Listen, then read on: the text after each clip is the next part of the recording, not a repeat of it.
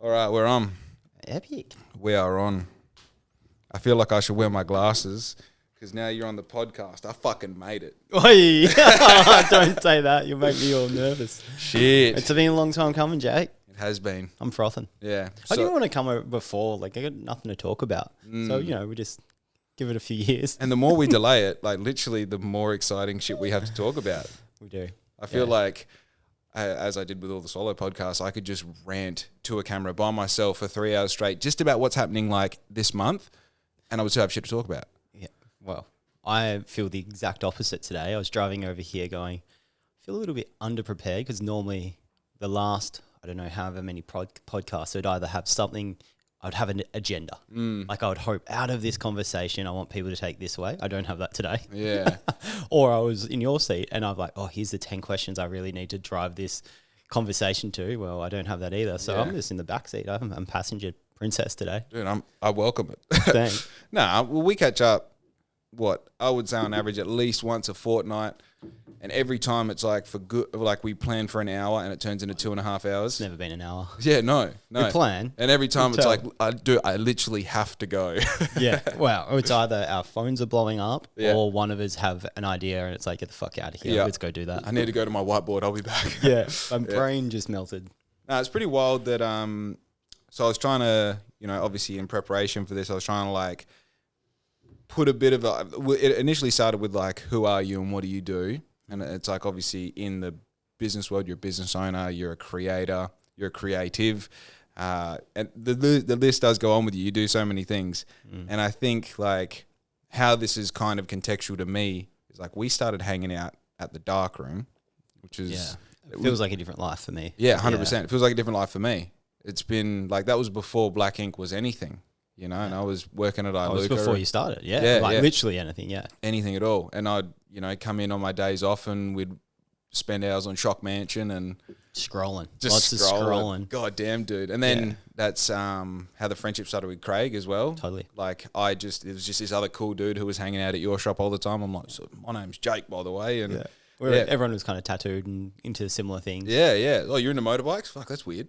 I can't believe it. So, but yeah, it's the like growth from there to now and how many interactions we've had, and obviously like both of us have moved away from Bunbury and come back. The old boomerang. Yeah, yeah. Well, Bunbury's real good for it. It's great. Yeah, it's just like, oh, you going to Melbourne? I'll see you soon. Yeah, I think so many people. I think, I don't want to. I live in Bunbury. I consciously made a decision to move back after 7 years living in Melbourne for very real reasons. Like people say, hey, George, like, why are you back here?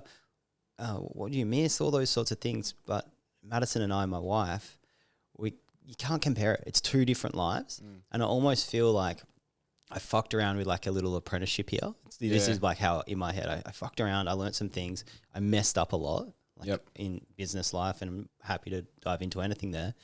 I messed up a lot, got into heaps of debt, and it was just a nightmare. Had this tiny opportunity that I thought, well, let's give this a crack in Melbourne. And that was like my call to the major leagues.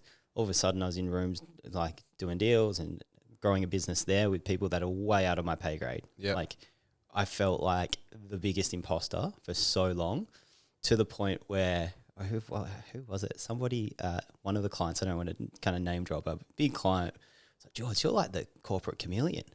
And that was like my little nickname, because I learned how to kind of rub shoulders with the big boys. Yeah. And I think it was something about being a country kid. Yeah. That in a big city, you stood out, and it was, for them, I now realize, probably a bit of a breath of fresh air. Yep. Even the way that I speak, it's super country, it's super ochre. Yep. So my Melbourne business partners that I still have now just crack up at the way that I talk. Yeah. But for you and me, it's just normal shooting the shit. Yeah. And so that was the call to the major leagues. And then it was a conscious decision of like, I don't think I like this. I don't think I could do this forever. And you look around, like you feel as your life's growing. We have our little apartment there that we recently sold. To go from apartment to house, it's just so much money. It's huge. You go, okay, cool. Well, we're going to have to spend $2 million to get another bedroom. And then I look back over to the place that I grew up, the place where my friends are, where my family is. Yep. And you go, $2 million, you've got a bloody helipad on the roof. Like you could go crazy for $2 million. And over there, it's like, oh, well, your dog gets a piece of grass and you get a spare room. Right. And you're like, well, and then you're stuck in this hamster wheel of running for the same thing, and it's all vanity, really. Sure, you've got access to ideas, art galleries, you know, art culture is kind of the biggest thing for me. I love to be able to walk, like my Melbourne life, go for a big cruise past the MCG into Parliament Gardens. So it was a triple park. We'll do these things, go to an epic cafe that you only read about, and yeah, Geordie Mads, what's going on? Yeah, cool. Well, you kind of become friends and you feel like you're a part of that community. And then dinner, lunch, kind of the same thing. It's all these, you know, fancy places, which we didn't really frequent that much. We just went to the local spots. Yep. I miss that. But then here this morning, we get up quite early, you know, 10 to 5. Most Mads and I, 10 to 5. We try to be out of the house just a bit after 5 for a big walk, and it's dolphins, it's the swans waking up, it's water. And then the other day I saw a little baby shark in the inlet as well. I know you saw one, I saw it on your Instagram, little baby shark. And then, you know, the sun's coming up and waves and sailing boats. Like, what do you like more, Bunbury or Melbourne? Like, man, it's not the same. You can't compare it. It's not the same thing.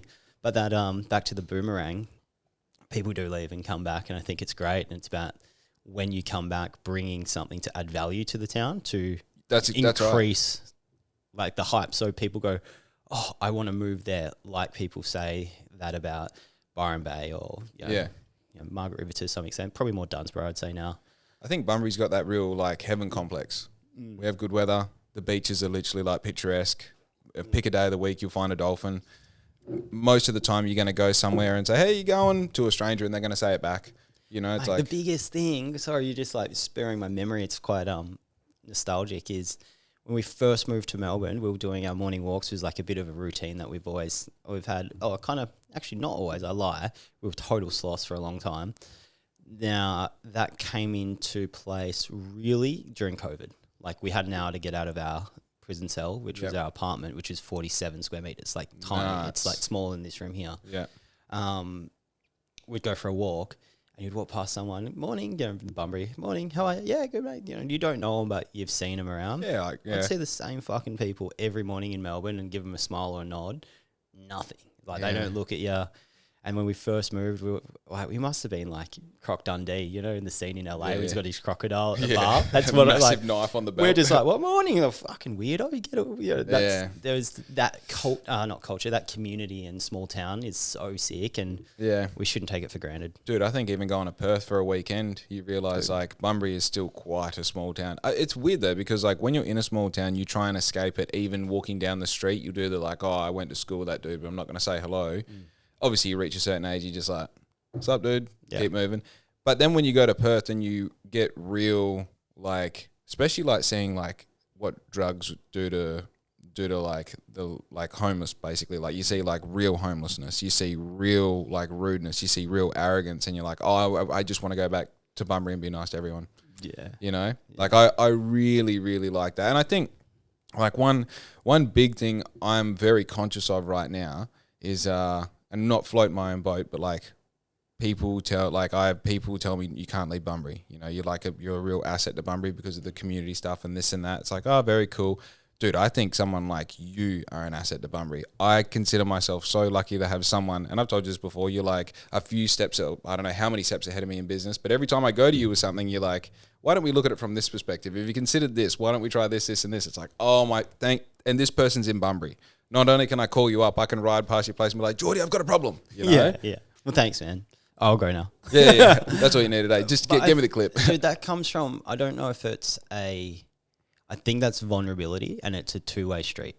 So I'm prepared to be vulnerable with you and tell you exactly what you probably won't want to hear. And same with anyone else, because it's coming from a place of, I want you to do good. Yep. Like, I want you to do good. I want you to do better than me. I want everyone to do better than me, because if my friends are doing good, like, most likely I am too. Yeah. And so it's kind of a scarcity versus growth mindset. And I want everyone to do good, because it's like saying, I used to think about this when I was opening Lost Bills in Bunbury. No one wanted a bar. Like, that's a whole nother story, but it was objection. It was just a nightmare. You shouldn't do that, this, other bars. And my whole, I should clarify that, not every single bar didn't want to happen. I've got lots of friends here that have venues that were very supportive and helped me so much. But there was heaps of people in hospitality and in just community that didn't want it. Yep. I was trying to explain, and I still think that we struggle with this as like a country culture, and it's not just isolated to Bunbury. Victorian smaller towns, I worked with lots of them when I was over there doing some work. It's the same thing, but it's when you've only got a certain population and everyone's struggling to pay rent and their staff and hopefully put a little bit of extra away for a rainy day. Yep. You see, and it's really logical, somebody else comes to town. Now, if there's $100 out there, now it's 50 because it's two venues, 50-50. Yep. But that's like saying that everyone has like a set amount of money to spend. Yeah. What happens is that if you've got more cool things happening, it attracts more people. Yeah, more people, more money. Yeah, and instead of it being like 100 going to 50, it's more like 100 going to 150. Or 1,000. Yeah. Because I bring my friends. Yeah. Like all of us save our cash to go somewhere to holiday. Yeah. We save our cash, we go wherever it is, pick your place. But I can guarantee you when you go on your holiday to Bali or Italy or Byron Bay or Melbourne, are you going to one cafe and having a coffee and that's it? No, you go, I wanted tonight, go out for some drinks with some friends. I'm going to hit this place, this place, this place, this. Yeah. It's a destination. You need to go there. It was similar. I remember, I think we've spoke about this before. We're talking about how hard it is as a business owner, especially when you're starting to get going, where you look at your friends and family and you're like, fuck, like I need this support because you're awake at 2 a.m, stressing the fuck out because you got bills to pay. And for a long time, I got like a little bit jaded and I was like, what? Like I've known that person for so long and I can see that person wearing this when I had like retail stores. Yeah. I can see that person wearing the shoes I sell or the t-shirt or whatever. And I know he didn't get them from me and I know no one else sells them in WA in some cases. Yeah. I would get so fucking pissed off and I go, what? Like to help me out? Like I'm putting my neck out. And I quickly realized if all of my friends and all of my family brought things from me, I'd still be broke. Because for the business to grow, it's more than just 10 people I know. Like I'd still be broke. Yeah. So you can't get hung up on that. It's like more is more. How do you attract? How do you build a community? How do you do something that creates value for whoever your customer might be? Because that's bigger than the handful of people around. Now that's the same with a town. If you look at a town and go, I've got the only cafe or the only bar or the only clothing store or pick your poison, whatever you're doing. If you're the only one, well, that means you're only attracting the people that are in your locality. Yeah. Don't get me wrong. There's some businesses that kill it because they're the only one there. But for most business and most aspirations and the cost of living and the cost of doing business, you need to attract more than your locality. Yeah, 100%. You need to attract a lot more things. And that's where, internet comes. So every shop's got an online store. Yep. And they're selling not to the people down the road. They're selling to everywhere. Someone across, last night, I hyperfixate on things and don't ask me, this is so lame, but I'm looking at golf clubs. Wow. Yeah, that's even new for our relationship, golf clubs. Yeah, I know. And I'm going to buy them. They're going to get dusty. They're going to sit there. I'm going to play a few times a year. I know I'm a fucking... I know what's happening, but I'm not really, there's no golf shop here, one. Really? That I know of. No. Oh, no golf shop. There's the Sanctuary. Oh, there used to be that joint in... Golf Box. Yeah. Gone. Yeah, so, fucking 7 years ago. Yeah, so go on. So I'm sitting scrolling. I'm looking. There's a brand from Finland that does this cool thing. I'm doing that, and they've created an online community, and it's bigger than that one person and their 10 friends or the town they're in. So it's really about growth. And as soon as you start appealing broader and trying to create value, it's exponential. Yeah, the growth could be huge. I think the big thing you said there is don't get hung up. And that's like everything. Just don't get hung up on shit. If you can, and I find this in my personal life, I find it in my business life, I find it in the bit that I try and add to the community that I do. It's like, people say, I'll do a rubbish cleanup and you get 20 people say they're coming and 4 people show up. Yeah. I don't give a fuck. I'm here. Yeah, and thanks for the 4 people. Yeah. The 4 people are here. Like, cool, you get the story, you get the photo, you get to obviously contribute to the community. But it's like the better you can get, and like I find, this applies especially like when you got no money, don't get hung up on that. You're in business, you're gonna have no money sometimes. Who gives a fuck, dude? All the time. Yeah. So what are you trying to get? Like you're actually buying a lifestyle more than you're buying money. Like if I want to get paid, like I wouldn't be doing what I'm doing. Yeah. Like I'll just go get a job. I'll wear a silly blue suit and ugly brown silly shoes. Blue suit. Yeah, for me, it's like I wear a silly bright yellow suit. With a blue collar. Yeah, it's the same. Whatever. Interchange your skill set. I'm pretty shit with manual labor. So Yeah, dude. I'm better with inboxes and emails than I would am rather with, be that. broke in this room on a Wednesday afternoon than in a fucking truck cab with money in my bank account. And you know that, right? Because you've done it. Yeah. Yeah. It's weird. I remember growing up, man, I used to get I was never in like lots of trouble at school or anything, but always just normally being cheeky.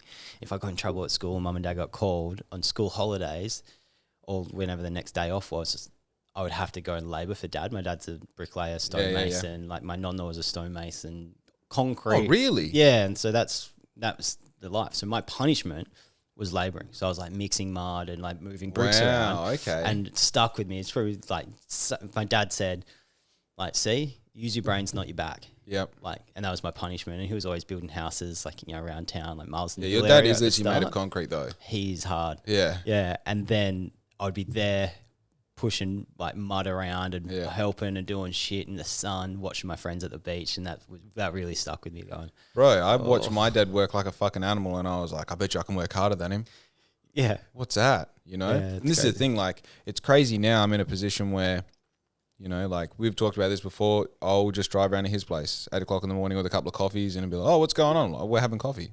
You know, we're just chilling because I'm smart. Because I'm fucking smart. Right? Because if I was driving a truck, what would I be doing? I'd be driving a truck right now. Yeah. That's what I'd be doing. Listening to a podcast. And tomorrow and the day after, but I'm not. I'm sitting here right now. And I have to, like, the hard part is convincing myself that I'm a smart person, that I'm a creator, that this is okay. It's okay to just sit here and make money. That's fine. You figured it out. I have to, like, convince myself all the time. But then not only that, to take that confidence and then go like, hey, Dad, you know that, like, you're retired now. You can still make money just being smart. You can be smart as well. You don't have to, but it's like that almost like code is the only way to make money is to work really hard. And that I'm going to challenge you. Yeah. Because it's cool for us to say that there because we figured out something that we like, but I'd challenge you to think that what you actually like doing is less about being smart doing things, it's solving a problem using a different skill that's not driving. Now, if your favorite skill was a craft like bricklaying or concreting, or you love figuring out electrical diagrams, that's fucking rad. And if you get the buzz out of that, that's cool. I think the point that I want to make clear is that it's less about what you're doing, it's how much you like doing it. Okay. So let's talk about that. I'm pretty sure he doesn't like driving trucks. Okay. And I don't like making t-shirts. Yeah. Right? But the challenge, that's the byproduct. Correct. I enjoy the challenge of business, and I enjoy the growth, the personal growth that comes with having a business. Like, I think you'd agree that business is personal growth, and your business tends to grow with you. And I think I find hopefully in the same direction. Yeah, bro. Some people you see in business 20 years, you're like, you fucking figure this out, or you just playing with your fucking marbles in the sand when I leave? Like, what are you doing in your spare time?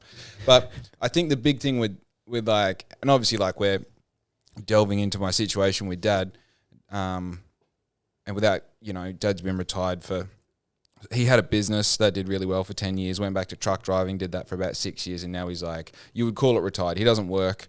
He just fucking lives off, you know, bits and, you know, buying and selling shit off Marketplace, you know, like love shit like that. Yeah. And it's like, you almost want to tell him, like, there's the thing. Like, you've actually already figured the thing out. The thing's the hustle for that. That's right. Like that's the hustle. The problem is like, he has that mentality, like, you know, go get a trade and then do whatever you want. So if that doesn't work, you've got your trade.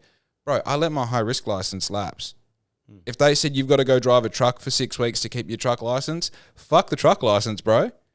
Not for you, but you've like figured that out. Yeah, but I think the big problem here is like we're talking about 30 years of experience playing with this and that. And I mean, we've got a very big line in the sand, you and I, because you've never done that. You've never done the job thing. I've done having a professional athlete, which is a weird thing to throw in there in your teenage years, looking like retrospectively looking at that, like the discipline and the living in another country and being responsible and being mature, to having a job, to then having a franchise, not a business because they're not the same, having a franchise and then going back to having a job and then starting a business. Yeah. So it's like there's all these things where like I've got a really kind of interesting collection. What was the franchise? Cappuccino Express.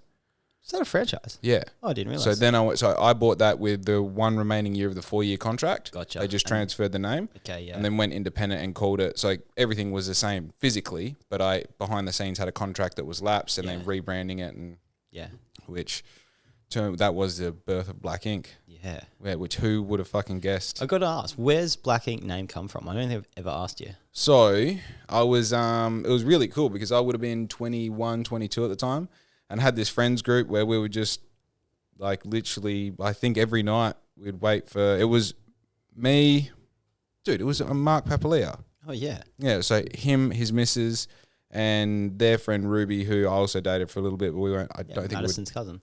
Hectic. And I was at her birthday party over just near recent. Adam Road back in the day when you guys were dating. Oh, And we didn't really know each other. wild. Yeah. Wild. Okay, Yeah. cool. I'm glad we got that on the podcast. Thrilling listening. Yeah. So, you boys all done catching up? Yeah. But yeah, so Mark, and this is the thing, like back in the day I saw, and I still do, like Mark is just like close to, on the path of a creative genius. If that's what he focused on his whole life, like he is Definitely like is. connected to the muse, bro. Yeah. And I remember just being like, oh, I got to come up with this, like I got to come up with, and back then you don't even think about a name. You're like, I got to come up with a logo. Yeah. I need a Those logo. things will- yeah. What's the logo going to look like? Because everyone's going to be fucking, you know. Logo will sell the coffee. Yeah, right. And it was literally like, had this big A3 paper, just super stoned, because that was our thing. We'd get a bunch of leaf and just fucking, not even bud, just leaf, and just make huge baseball bats and sit around smoking them and talk about. So we're bloody, I came up with all these things, like, and I had this weird obsession with like conspiracy theories and shit at the time. So I was like all seeing bean and all these different, and I thought, you know, I need something that's completely, I think ambiguous is a word. I need this to be not just coffee. You know, otherwise you may as well go like Kerr's Coffee Cart or something, you know, make it really simple. So it's like, I think I was writing with, I think I was writing with a black pen, and I was just like writing Black Ink, and I was like, that's kind of, I don't know, put an X in there. I'm like, that's it. Cool. That was literally it. Like, I always thought it was something to do with tattoos. nah. And it's literally like, I feel like I need to make a shirt Black Ink. It's not a fucking tattoo shop. Yeah. It's everyone's first reaction. Well, only because you're tattooed. Yeah. If you weren't, you wouldn't think about that. Yeah, have you got a face tattoo and got a business called Black Ink, like 2 and 2? Yeah. Yeah, logical. This dude's an arsehole. No, something that you just touched on there, which is cool. I'm reading at the moment Rick Rubin's new book. Yeah. Creative Way of Life or something like that. It's a really cool book. And the core of that, what you said about Mark, which is so true, like looking at creativity as the main thing. And if you focus on that, then the byproduct is some kind of success. So he talks about this a little bit in his book of like the creative's journey. Everyone's creative. And I think that's like a little bit of the magic sauce of, it doesn't matter if you're an electrician trying to figure something out. That's creativity. And when you kind of submit, I guess, or you're vulnerable enough to go, I want to use my brain in a creative way, the outcome is creating value in some. So, you know, if it's manual labor, I'm being creative to build that house. Super needed. Yeah. All the way through to things that we do that if you put it on like the hierarchy, the needs, not super high. Like if I make a cool logo, no one fucking needs it, man. Yeah. Like that doesn't World's not solve. waiting on a logo. No, for sure. You know, with mode and healthcare stuff, a little bit different.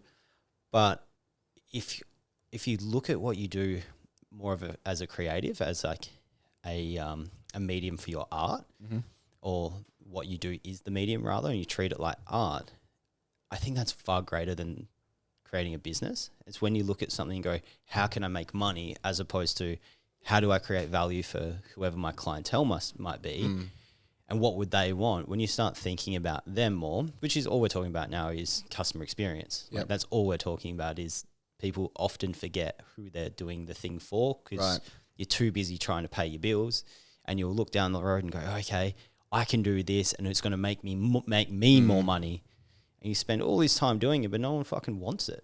And so you might get a few suckers in there, but that's the difference between a business that's going to grow forever because it's creating such immense value for the end user. Yeah. A house, lights, like whatever it is. Yeah. Because everything you do, you're going to run into issues. I think that that whole, I don't even know if this crosses over. I actually had basically this conversation, but just from a different perspective with a bloke yesterday, talking about, you know, he believes that the kind of trajectory that I'm on, not definitely, you know, nothing's definite, but like most likely this business that I'm building is going to grow, and it's going to be something that's sizable and And he goes like, as you get further into this business, I encourage you not to have these like hard standing parameters. He's like, the thing that makes what you do in every aspect cool is that you're like almost chaotic. You're like flamboyant. You're creative. You keep like, you're going to get more value out of everything. Your product, the customer experience, everything from A to B, in maintaining creativity rather than looking for some sort of perfectly built house, you know? Try and build a fucking cabin in the woods. Yeah, perfection doesn't exist. Yeah. There's an old thing, forget who it was. I think it was the founder of Y Combinator, which is really big investment. It's an investment firm, but it's an accelerator out of San Fran. Like Airbnb came out of it, and lots of big things. Yep. I think Dropbox was there too. The quote from, I think it's this guy. If not, who cares? Look it up. But the main takeaway is, if it's perfect when you launched, you waited too long. Yeah. So, like, perfection doesn't really exist. Like, that scrappy nature is cool. Put it out there, see what happens, and you've got to listen to the feedback from the customer. Yeah. For me, it's the patient. I'm constantly looking for that feedback, and that dictates the direction. I think the challenge is, and this is my own ego getting in the way, is you got to remind yourself, because sometimes you'll get feedback and think, that's not right. Like from the customer, that's not right. Yeah. I know better than you. Like, I know what you want. And I always challenge myself, do I? No, because I'm not the one paying for that service. Yeah. The little asterisk there is that person the customer that I'm building this for? Because if you appeal to everybody, you end up appealing to nobody. Yeah. And so that's my measuring stick is, okay, I got feedback here, and it might be, whatever. They didn't like the service. It was too expensive. That's typically I didn't like it. Yep. It cost too much. Sweet. Well, maybe all those things that we include in that service that we think's value and lots of people think's value isn't valuable for that person. Right. So what would be the best outcome for this person? Sometimes it's like, hey, let's have a conversation. This is how we do things. We do all these things. And if that person, this happens all the time, that person says, well, I actually don't give a shit about that. I just want a prescription. Well, awesome, man. I don't think we're the right place for you. Let me find a place that we can move you to. Yeah. Because for me, I need to have the best people working at Mode. Yep. So doctors, staff, admin, everything. Like everyone, I want to have the best people that are there doing things for the right reasons, guided by patients, but also guided by my intuition. Really, that's kind of where it goes. And it's kind of a shared intuition of, hey, doc, like, I've got 10 practitioners.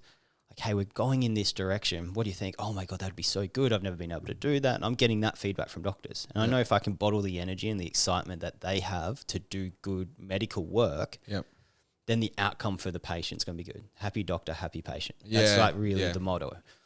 But if there's an unhappy patient, is that because of something that we've fucked up? Yep. Sometimes, Sometimes for whatever circumstance, and I'm learning in healthcare being non-medical, like I'm not a medical person. I'm a designer creative. Yep. But I like to look at problems and go, oh, cool. Well, if I was that patient, would I be pissed off? Yeah, for sure. Why was that? And in health, sometimes there's things that pop up, and it might be some very serious things. Like I didn't think starting Mode, very naively, that I would deal with distress calls and suicides, and death every day is something that we deal with. Yeah. I just thought, we can help people feel good. But the other side of that coin is it's inevitable. There's also other people not feeling good. Yeah. So sometimes, mate, we got an email the other day, a few months ago, and it was just from a patient's daughter thanking us just for helping the end of life for her parent be so smooth and so heavy, different compared to another parent of hers. So I think that person lost two. One was very poor, drugged up, don't feel anything, can't talk. And the other situation was no pain, conscious, laughing, happy, and left. I was going to say smart ass, like giggling, having fun, eating jelly beans. And trying to go down that direction. Now that's not possible all the times, depending on what happens, but that's the call. And so sometimes you've got to do those hard things, but it's inevitable. Like we all live this life thinking, it's never going to happen. But it's the only thing, we're all going to die. Like that's really morbid. But that's make enough money, you don't die. No, you still do. Yeah, I think you still do. And that's the thing, man. Like you read some books, you hear some quotes, and you listen to these super wealthy people, and they work so hard and they jeopardize their own health, and then they've got all their wealth, but they don't have their health. Yeah, I think wealth and money are two very different things, hey? It's the same, man. It doesn't matter what it is. If you're out there in the sun and you're working so hard and you're not putting sunscreen on and you're not covering up and you're breaking your back to try earn a crust, which is honorable, you're breaking your back and your only thing you've got is your like meat vessel. Yeah, you break it. That's now fucked. And now you're going, well, shit, what's the point of having the boat and the jet ski in the house when I can't walk, or I've got skin cancer and I've got like all these things that... Let's talk about honorable then, right? Okay. So as a man, and like I hate having the whole masculine thing in today's day and age is such a hard thing to talk about. Everyone's like, oh, you shouldn't be a fucking whatever. As a man... You can be masculine and female too. Like in serious note. Like a guy can be feminine, and I think that's... We're both yeah, of no, these things. 100%. I had a weird situation the other day where I like had an argument with a, I guess, feminist over nothing. And it was based around like, oh, I try and hold on to some of my masculine traits so that I can, be the best person I can for my partner. And she's like, what masculine traits are those? I'm like, well, the ability to protect her. And why does she need your protection? It's like, because if someone breaks in, she's not going to beat the fuck out of them. I will, Anyway, I think part of masculinity is like your appropriate ability to plan, right? Planning is a fairly important part of life, whether it's, hey, we're going out on Saturday morning and do shopping, this and that. Make sure if you need to pee now before we leave. When we go, have you got money, right? Are we taking the right car? What are we buying? Do we have room to bring it home? Yeah. All these things, right? That's part of planning. But planning isn't a one-day thing. Like, all the shit that I'm doing right now is for 20 years from now, right? And it's like, I get that if you're 17 years old and you're starting an apprenticeship, you don't really care about breaking your back. But somewhere in the middle of your 20s, it starts to become apparent. And by the middle of your 30s, it should be really fucking obvious that it's going one direction. And I just really find it hard to sympathize with people. And this goes into like the lack of emotional planning that people have as well as physical planning. It's like these things that people unconsciously cement into their mind as like, I'm this person, or this is how I react to things, or this is how I deal with problems, or this is how I connect to other people. It's like, okay, if you're going to, for example, be someone who doesn't forgive people, are you willing to hold on to that, whatever that is, that dark color in your mind for whatever person and however many people that is, forever? Are you planning to do that forever? Do you think it goes away? Or if you're planning to be the sort of person that goes, on the way to work, I get a chicken cheese snag and a dare iced coffee, and if they got a sale 2 for $5, I get 2 dare iced coffees and I drink them. That's what I do. I'm that person. Well, what are you planning for? To enjoy today? It's like there's a certain part of like being a man and probably being a human, to be honest. Yeah, I think it's more human. Yeah, where you go, hey, like I totally get it's honorable to break your back and give everything up for whatever, but also it's honorable to be smart about what you're doing and go like, yeah, when I'm 50, I'm going to be able-bodied, clear mind, good routines, good structure. Like I've practiced my traditions and ceremonies so that I've got good relationships and that we have things to fall back on. It's like, oh, in bad times, we've been bad times before and we've dealt with that. In good times, we've had good times and we do this. So there's like I feel like there's also a responsibility to that honorability that is, we are taking into account that like there's billions of people that live before us and we can fall back on the data that they've given us that if you're going to shovel dirt every day, you're going to have a fucked back when you're older. Yeah. Right? So, I'm scribbling here. Before we start, I should say I'm not being rude if anyone is watching this on the odd chance. I have this invasive thought in my head all the time is to interrupt people. So I have to have my little pen to write things down. I fully agree with what you're saying, but I want to add into it a little concept around vulnerability. Okay. So you're using honor as in honor yourself. So plan because it's honorable to look after yourself. Yep. And if you're breaking your back and you're not seeing that is got to be detrimental to your mental and physical health in the future, it's a little bit silly. So I think there's a bit of ego there. Right. And when you started with masculine, feminine, I think if we just look as guys growing up, especially in a country town in Australia, right, there's ego, man. Yep. There's ego. You've got the boy and you're tough and all these sorts of things. And now like if you looked at, I guess, our culture, just very generally, we've gone from guys are guys, girls are girls, nothing else. You're ridiculed if you're nothing there. Mm-hmm. That's been broken down. All right, some people don't like it. Most people just got on with their life and realized, hey, it doesn't really affect me. And if you're happy, great, sweet. That's the boat that I sit in. Great, you. I think a guy and a girl biologically can be both masculine and feminine, and I think they should. I think it's like yin and yang. Yep. I actually see it kind of as a little bit of a gross thing, and I've got lots of friends that are so masculine and they still think it's kind of like gay to have a soft side or a feminine side. But I think that's like horrible, and I think breaking that stereotype down is something that would be great for culture just in general. Yeah. Now, Agree, by the way. As my kind of trajectory in life's kind of changing and I'm exposed to different cultures and lots of different people as well, I'm noticing that, and I think we've all noticed the conversation around mental health becoming stronger and stronger and stronger and younger and younger and younger. Right. If I reflect to my grandparents' generation or even just like my parents' generation, let's bring it a little bit tighter, you didn't really hear about a 20-year-old guy in the 70s saying they felt depressed. There was depression, but there wasn't anxiety. Like anxiety was an emotion that no one really knew or acknowledged, and it was like, come on, princess, let's go, toughen up sort of thing, right? And that feeds into this masculine gender stereotype. Yep. And I think that you should be both, and that's where I'm saying you should be vulnerable and you should go, I feel shit. Now, as this is kind of compressed and our culture and our society is far more complicated and complex because we've got these little supercomputers in our pockets and we're exposed to all these things. And I want to hang on that word for a second, exposure. Like, as we move forward, we are exposed to more and more things, ideas, theories, opinions, and they challenge us as the human race to move in different directions. More and more of us are being affected directly or indirectly by, let's just keep on the mental health conversation and train of thought. We're exposed to that.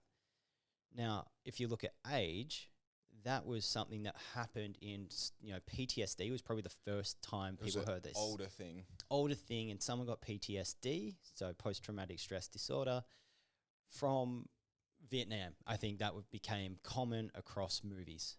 People went to Nam, they came back, they're depressed because they saw and did horrible things. The last thing, in that post-traumatic stress disorder, from that, there's lots of mental health issues, one of which is depression, it goes on. It's trauma, what we're talking about. Now, that's kind of swimming back downstream to super young kids. And there's the science of it, of what's happening there, but I think exposure to certain elements makes you happy and sad and goes into the way the brain's developed and why these things happen. But I'm not going out on a limb here going more and more people are feeling these things and they're genuine. They are genuine things. Okay. So we're exposed to new ideas, which gives us as humans the ability to reflect. And the more people saying, I feel this way, and the more people that say it, it's a kind of a knee-jerk reaction. And the knee-jerk at one time was toughen up. Now it's swung back all the way at the other thing that sometimes people are too scared to say anything in case they're going to offend. And now I think it's slowly coming back to its resting point, which would be an awesome space where someone can go, I don't feel good here, something's going on. And we all have the skills to help that person because we've had exposure, we can reflect on it, and ourselves have had time to reflect and go, shit, sometimes I feel like that. And my mate over there, who's that big, burly, tough guy, just said that he feels depressed or he feels anxious or he's going through something. Fuck, man, me too. I had no idea. And that's where these relationships are born. But that there is vulnerability. I think the more vulnerable you are, the more you can take action. And the more people you're around that are vulnerable and can have conversations probably like this equals honor. I think, okay.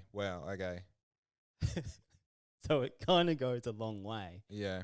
And I think there's a part of this where as really smart monkeys walking around, sometimes too smart for our own good, I think, and we create a lot of our problems for ourselves.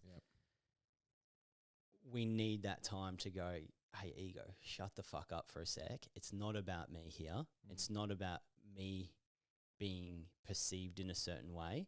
It's about being vulnerable because my mate's going through something or I'm going through something and I've got those one people that I can go to talk to about these things. Yeah. Because what we see every day at Mode, man, is people who don't have anyone to talk to. Yeah. And so the more you have this conversation, the better the outcome is for everybody. Yep. The science of it is really fascinating, and way above my pay grade. That's why we've got amazing doctors at work. But it's happening, man. Like, it's fully happening all the time. You got to talk about it. It's interesting because, like, obviously you come to this topic with a lot more data compared to my kind of anecdotal evidence of what I've experienced and what I've talked to my friends about. I think to zoom into what you're saying about vulnerability, I feel like one thing that's overlooked is like the first step is being vulnerable with yourself. It's like understanding, like, I'm like at a basic level, like I'm feeling something. You know, I think a lot of, and this ties into that kind of old school masculine sort of thing where it's like, you don't feel something, just shovel the shit and get the job done, you know? And it's like, even if you do feel something, you can feel it at 5:01. Right now it's 2:00, get back to work, you know? And I think that puts the gates on all of that because, like, you go from job to drink to food to sleep to wake up to job. You really don't even have time to feel, you know? And then if you do feel something, it's recognition of that feeling. And then once you have the recognition of the feeling, and now we're talking about exposure to, like, oh, okay, there's another guy who's my age who looks like he might be dealing with something. I wonder if he's feeling the same way I'm feeling. And then fast forward a little bit more, you get phones and it's like, oh, he put a status up at 3:00 in the morning saying, or sharing some like, meme what's about, going on? Yeah, it's like, oh, okay, cool. That's not even a direct communication, but it is communicating a bit of information saying, okay, I'm awake sometimes at 3:00 in the morning feeling like I want to post that meme. Yeah. You know? Yeah. And then, you know, hopefully this turns into, if it's a negative feeling, it's, you know, seeking help, seeking community. If you can change your lifestyle, if you can't change your lifestyle, maybe implementing something into it and so on. But I think that, yeah, you really kind of blew the sight out of my mind when you tied it all into honor, because then that really, like, I kind of want to, like, honor's a really interesting thing because I feel like as much as it is important, I feel like it's less important now that we have more kind of opulence in society. We have more opportunity. So it's like we don't really have to die on a hill. Well, that is, to make a perfect analogy, is dying on a hill. Honor comes from wars. And it was a way to kind of go, it's honorable to die for your country or for that cause. Yeah. We're not really exposed to that, like where we live. Right now, there's horrible shit happening all around the world. Yeah. And honor would be getting thrown around a lot. Yeah. But if, like, I know nothing about global politics, so my daily little scroll of the news doesn't cover it, man. And like, I think the honor component that we're talking about is on a micro level is something we don't talk about enough. And it's more about looking in that mirror at yourself. And so we've only highlighted the negative aspects. You feel shit. Where can you go? Yeah. The dot points. What can you do with it? Yeah. Yeah. The other part of it is I've got a really good friend who's fucking amazing at this, where any time that I'm, you know, not myself, you go, George, what's up? You're not you. I'm like, no, I got heaps going on, man. Like, wow. He's like, you moving? What are you eating? Yeah. Like, you know, and I'm like, you dick, you got me. Yeah. Because as soon as the wheels, like the handlebars get a bit wobbly, the wheels fall off. Yeah. I eat shit. I don't get out for a walk. I don't exercise. Go to bed later, wake up earlier. Yeah, and I get in that spiral. And so having that vulnerability or that ability to reflect on yourself is, I think that's one of the core skills that we don't have. 100%. Like, well, that we don't. Lots of people have it. 100%. But when you're in it, it's hard to do it. So having someone, like, having that vulnerability with your friends, so you make you go, mate, you're not yourself. Dude. What are you eating? Like, you had more beers this week than you normally do. That, like me, man, I have a couple of beers, I can't sleep. I have too much chocolate at night because I might want that little comfort food. I don't sleep. Yeah. And it's who is it? Jocko Willink talks about discipline a lot. Yep. Kind of what it is, hey. You know, I think also things that like make you feel things that make you feel good. You touched on before. Being vulnerable and reflecting on yourself. I've got so many friends that feel good after a hard day's work. I feel good after a hard day's work. And I mean either mentally or physically. Pick your poison. Yeah. Some people, I've got like my best mate, I know he feels better when he's out there in the trenches with his boys doing hard work. Yeah. Like, fuck yeah, got shit done today. Yeah, 100%. Whereas for me, I feel out of place. It's not my thing. I feel good physically because, I use this thing. Yeah. But I get my little buzz out of a spreadsheet or something like far less like, I nailed that formula. Dude, I can tell you, something but like doing that. both. Like I used to get a real high from backing up a road train and getting it bang on where you wanted, you know, and pulling out of the shed without ripping anything out of the roof and all these things. And now, like yesterday, I actually to kind of like summarize this concept of like the whole reflection part of life, because kidding me. What's that? Oh, it's a Facebook Messenger call. How's that? Because my phone, because my computer's not off, it comes through, and he's definitely gonna call back 4 times. Just let me message him, bro. Don't fucking call me. Don't call me. The concept of, I'll call back soon, brother. You interrupted a conversation. In podcast, ATM. But yeah, I feel like one thing that's missing in a huge part is reflection in general. And I hate to bring this all back to God, but that's the point of it, you know, is to like literally look into the future, then look into the past, look into the future, look into the past. And the big thing, like I reflect every night, call it journal, whatever you want. Like, I got a bunch of things that I tick off, you know, did you create, pray, love, read, exercise, invoice, all these things I got to tick off and prove it. What are you grateful for? You're happy with today, and reflect. Sick. And whether it's going through like had a podcast with Geordie, bought this, did that, got this over the line, or I'm feeling like pure shit. I feel like the world's ending. I feel like my stomach wants to turn into a knot. And it's like, it's not, you know, that you can read back on it in 2 years' time. It's not, it's literally just you are responsible to the page in that moment, and allows you to go like, what did I actually do today? Yeah, How am I get it feeling? out. Yeah, Get what it out is of your going head, on? man. And that I've found the biggest thing is doing that on a regular basis, causing me to dig into the archives of what I did today. It actually makes me happier about what's going on, because today I have a responsibility to the page tonight. So do something worth writing, you know? And when you're feeling something, like when you're sad or when you're angry or when you're depressed or when you're happy, you're having a win, you're having a loss, be in it so that later on when we talk about it on the page, you've got something worth talking about. And even the shit when you have a horrible time, if at the end of the day you can say, I sat in it, I looked right at it, and then I figured it out. Yeah. That's a win. That's a massive win, dude. Massive win. But it's not even the win itself, it's the reflection. The interesting thing that I think as an entrepreneur, we don't have, I fucking hate that word, by the way. Yeah. But it's what it is. Like, entrepreneur comes from, I forget who penned it, but it's like, essentially means taking risk for some type of reward, which is, that's why the part of that, I like it. I hate the meaning society's put in it, like hustle, bro, like do this. Oh, it's turned into a buzzword sort of thing. Yeah. But if I worked in a company, I would have a KPI.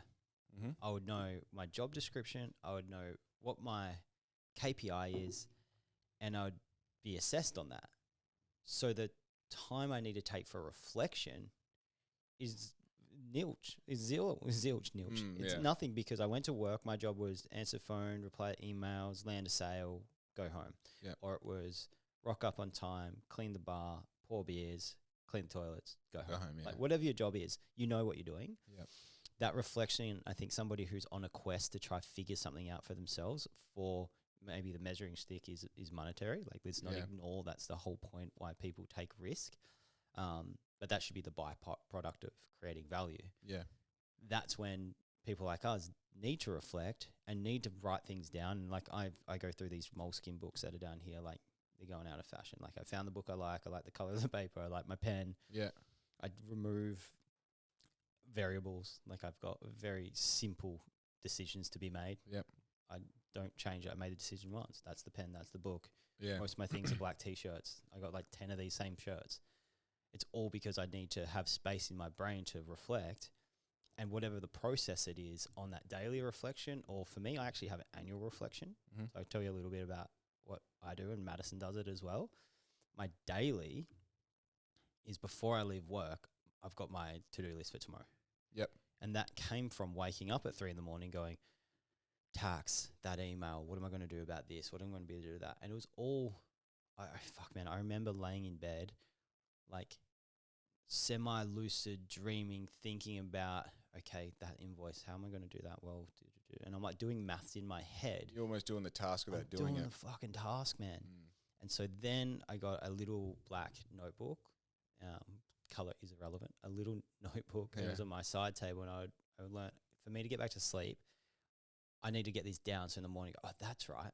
Yeah. And then that went from 3 a.m. to before bed to now it's throughout the day and before I leave for work. Yeah. And then in the morning, there might be, I've always got little reminders in my phone. Sometimes there'll be things that slip through the net, but I find myself far less of the time waking up at 3 a.m. doing a to-do list in my head. Yeah. But I still wake up at 3 a.m. thinking about that problem. I think, because that's kind of the horny part, isn't it? Like that's a problem-solving part of it. I fucking hate waking up at 3 a.m. I do. It sucks. No one can fuck with me when I wake up that early. But you wake up to do the work.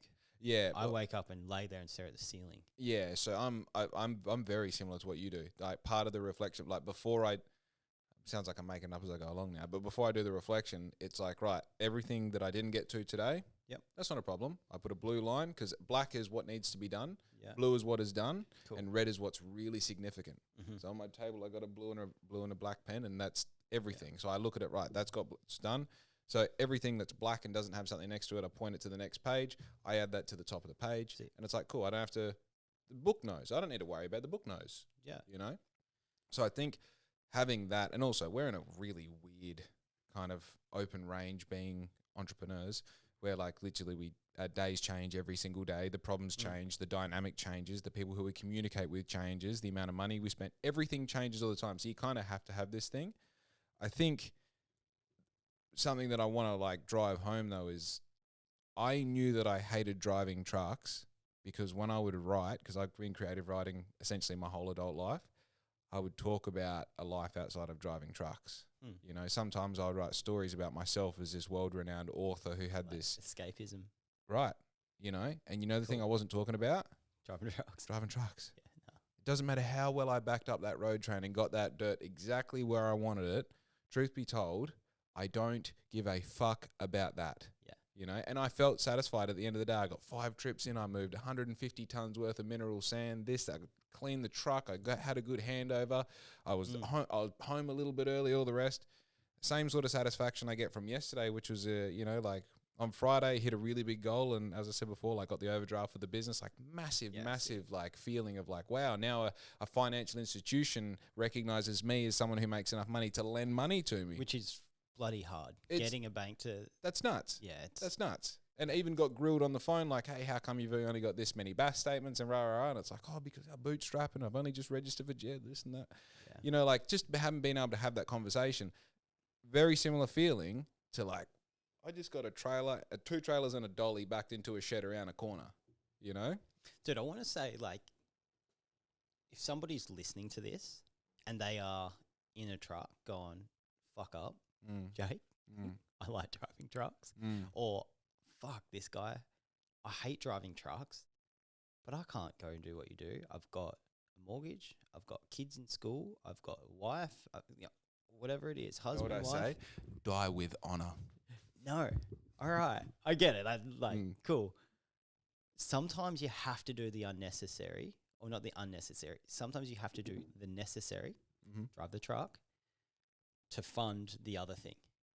Yeah, I didn't decide on Monday and then quit on Friday. Yeah. Bro, I saved money for fucking ages. So, I bought a caravan. I made a plan. Yeah. And then I got halfway through the plan and I had to change my trajectory. I figured out this didn't work, so I had to do that. And then that didn't work and I've tried this. Okay, dude, you know as well as I do, we're not here because we won the whole way. It's because we lost the whole way. Yeah. Well, I think it's being stubborn. Man, yeah. It's sticking. It's being really stubborn. It's going, oh, I actually don't really care what somebody else thinks. I want to do this for me. So there's a fulfillment element. But if I was sitting in that truck, or if I had, our silly voices in headphones and I'm digging a hole, I'm doing whatever it's doing. If you're in an office and in a little cubicle and you're typing away going, I fucking hate this. I really want to be a florist, or I really want to be you name it. I don't care what it is. You can do both. I think the riskiest thing, and a mentor and really good friend of mine, Gus, I think really hammered this in with me, and we kind of spoke about it all the time. And it's really something that he preaches all around the world now as a keynote speaker. That's what he does. Yeah, it's like the riskiest thing that you could do is have one income stream. Yeah, like I feel nervous all the time. I've always had multiple income streams. At the moment, got kind of like 2. And I'm like, what the fuck? I need to have like 5 of these bad boys going, because if one falls over, I don't have something else to go. So if I was getting paid a good wage, doing something I didn't really like, I'd be using every other second of the day to start the other thing. The side hustle, the little thing on the side, experiment, because the business I'm doing now is my 16th company I've started. Exactly. And that sucks. And my inflection moment was realizing, if I could find myself 1 or 2 bigger contracts that were annual, that covered my base living needs, that's when everything changes. My decision-making changed. Yeah. When I was making decisions based on feeding myself next week, the decisions were far more short-sighted. Yeah, well, what you were deciding in a survival, survival. It was almost reactive. Yeah, reactive. That's it was like, you want me to do this? It's not what I do, but I need $500.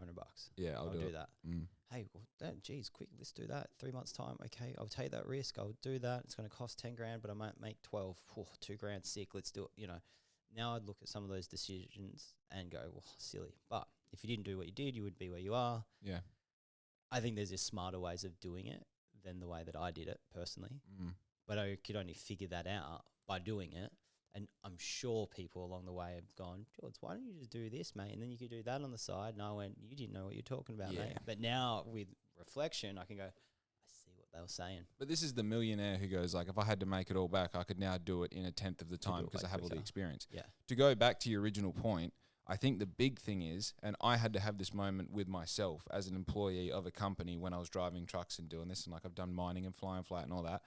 The point when all of this became something that was possible for me, right? Because a big thing is like when I saw you in Darkroom doing your thing when we were younger and all the rest, like you were an alien human to me. Yeah. Because it's like, there's a lot of risk involved in this and that. And you talk about like water off a duck's back. Like, I order shit in, people buy it, I make money, whatever it is, what it is.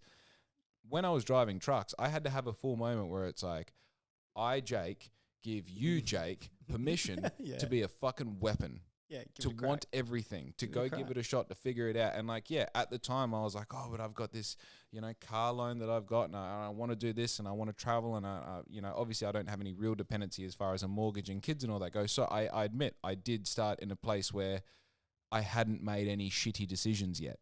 Because when you think about it, like I'm not saying this about anyone specifically. I don't want to hurt anyone's feelings, but most of the decisions to have a child and to get a mortgage these days is made for the wrong reasons.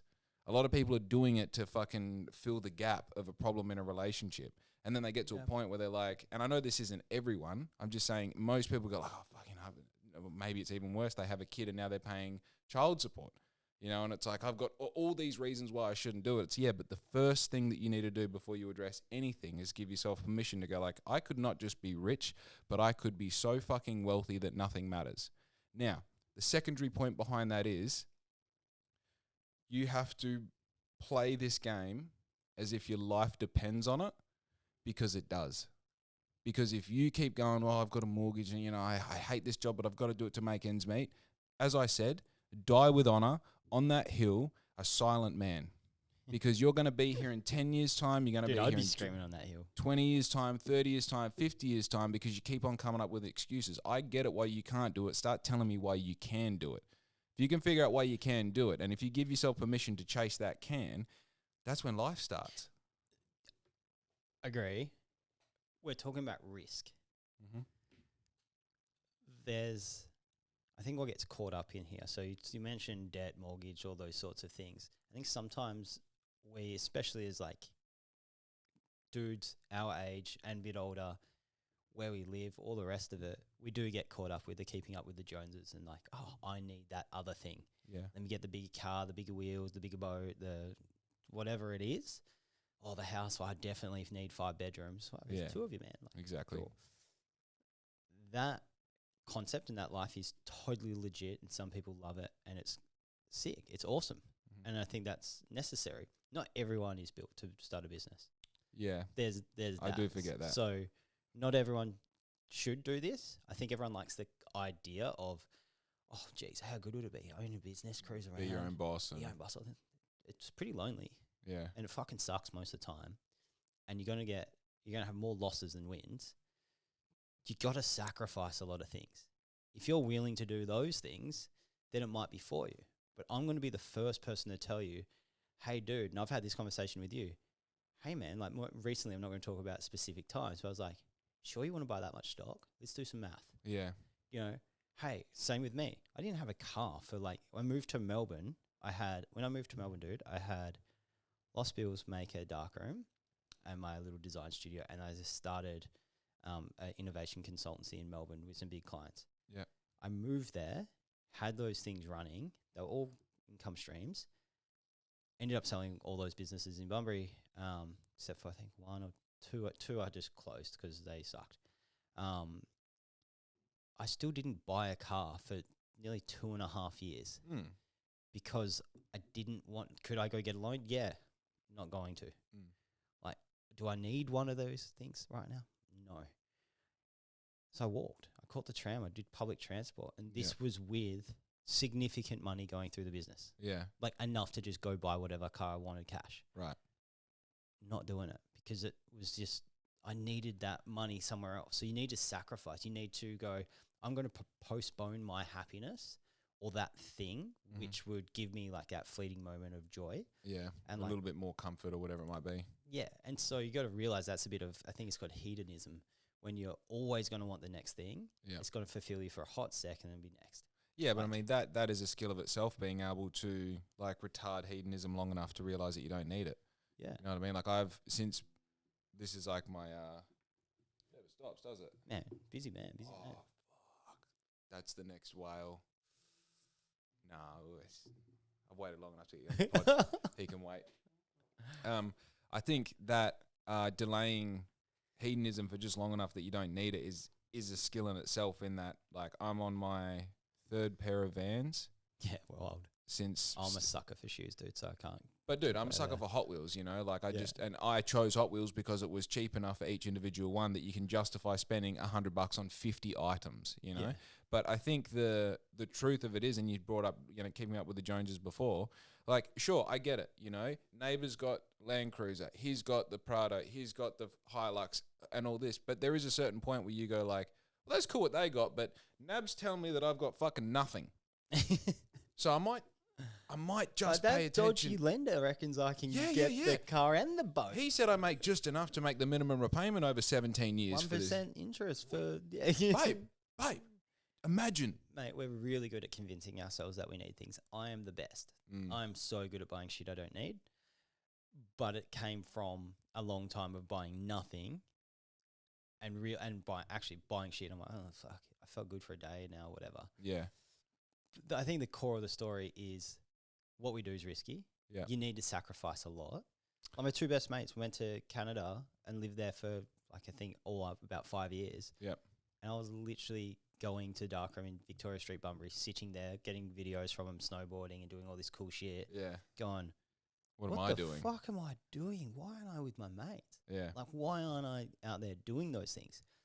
And not for a second now. Like, there was definitely times of doubt going, I did a donut day today. $0 came in. Ugh. And get a text, mates are at Black Home, ripping, like having the best time, partying to, oh, fuck, am I doing the right thing? I don't know. I'm never going to get that time back. Yeah.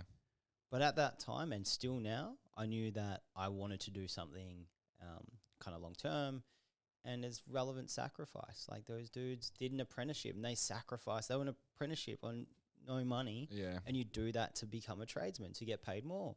And so that was my time. It was my time to do my apprenticeship. That's what it was. And I sacrificed the travel or the this or the that. I definitely didn't go without. Like, I'm not going to sit here and pretend like poor me lived in a tent on the street. No, did fine, the thing, yeah.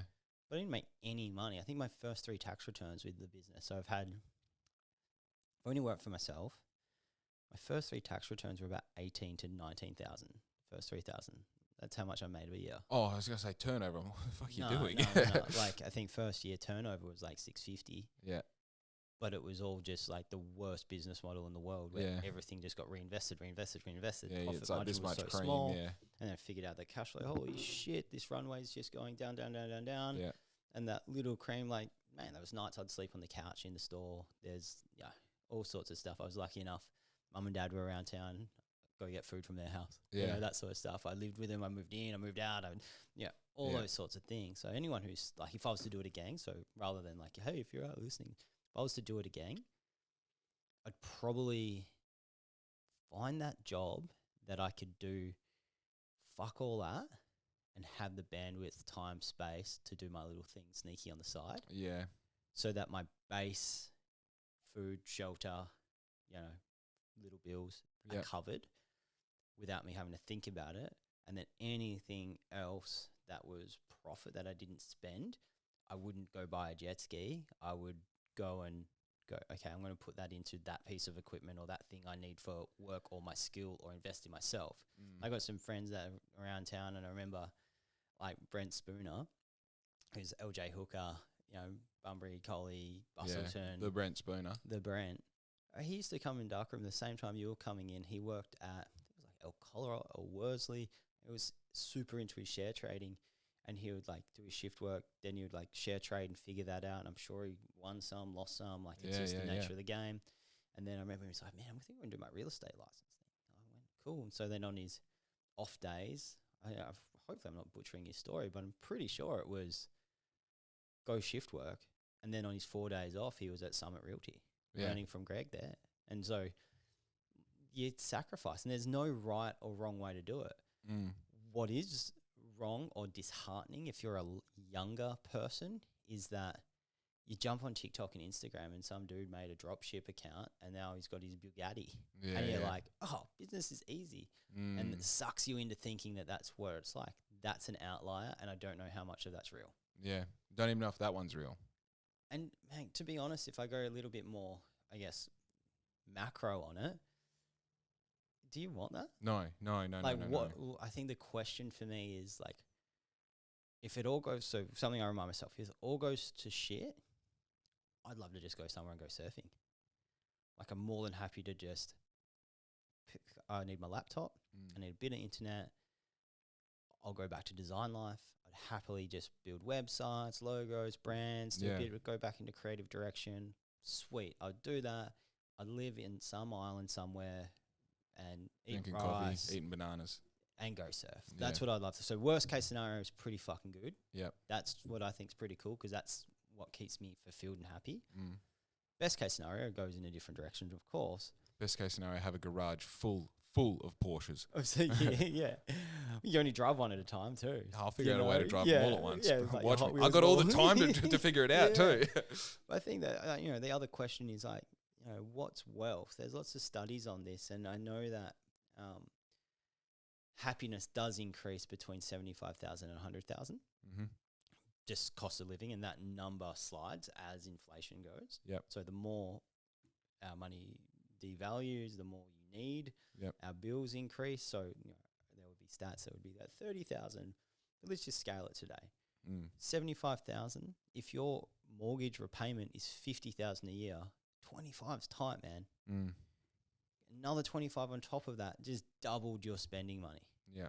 That is double. Well, that's half the amount of stress. Yeah, it's gone from eating at home all the time to maybe 1 or 2 meals out a week. Yeah. Might be able to save, and you've got a weekend away, and you've got this and that. Yeah. It's still fucking hard, man. Yeah. Like, you leave school today and you start like the wage, the minimum wage, or the average wage, let's call it, not minimum, let's just go average. Yeah. Doesn't align with the cost of living. Like, we all know that. Like, it's no secret. Shit's expensive. You don't get paid heaps. Everyone's struggling. Everyone's clawing. That's where value is so important. Like, make yourself so valuable to another business or to yourself that you're out of that conversation. You're not struggling for that thing. Like, upskill, invest in yourself. All these, man, it pisses me off so much when people use the like luck. Oh man, you're so lucky. Oh yeah, so lucky. Man, 24 hours in a day. How many do you have? It's the same thing. Your radar to luck gets more effective the more you like actively seek opportunity. Yeah, the more you work. Yeah. There is an asterisk on that too. My friend Steve Sammartino, who's an absolute legend, he's an economist and futurist, always on TV shows and all the rest of it. He's got a book called The Lesson School Forgot. And we were talking about luck one day, and he's like, luck does exist, George. You're born in Australia in this year to this type of, middle Australia. That's fucking lucky. Don't tell me and don't fool yourself and anyone listening.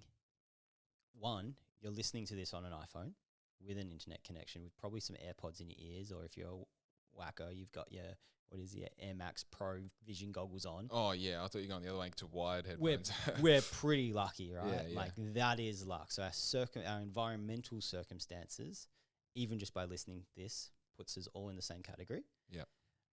If you compare that to somebody who is born in a third world country that are walking 2Ks to get water, there's no fucking chance I'm saying, oh, come on, bro, you got 24 hours in a day. Yeah. No, we got to acknowledge that we are blessed. Yeah. Like the country we live in, the economic climate we live in, the opportunities we have. Yeah. That's pretty lucky, man.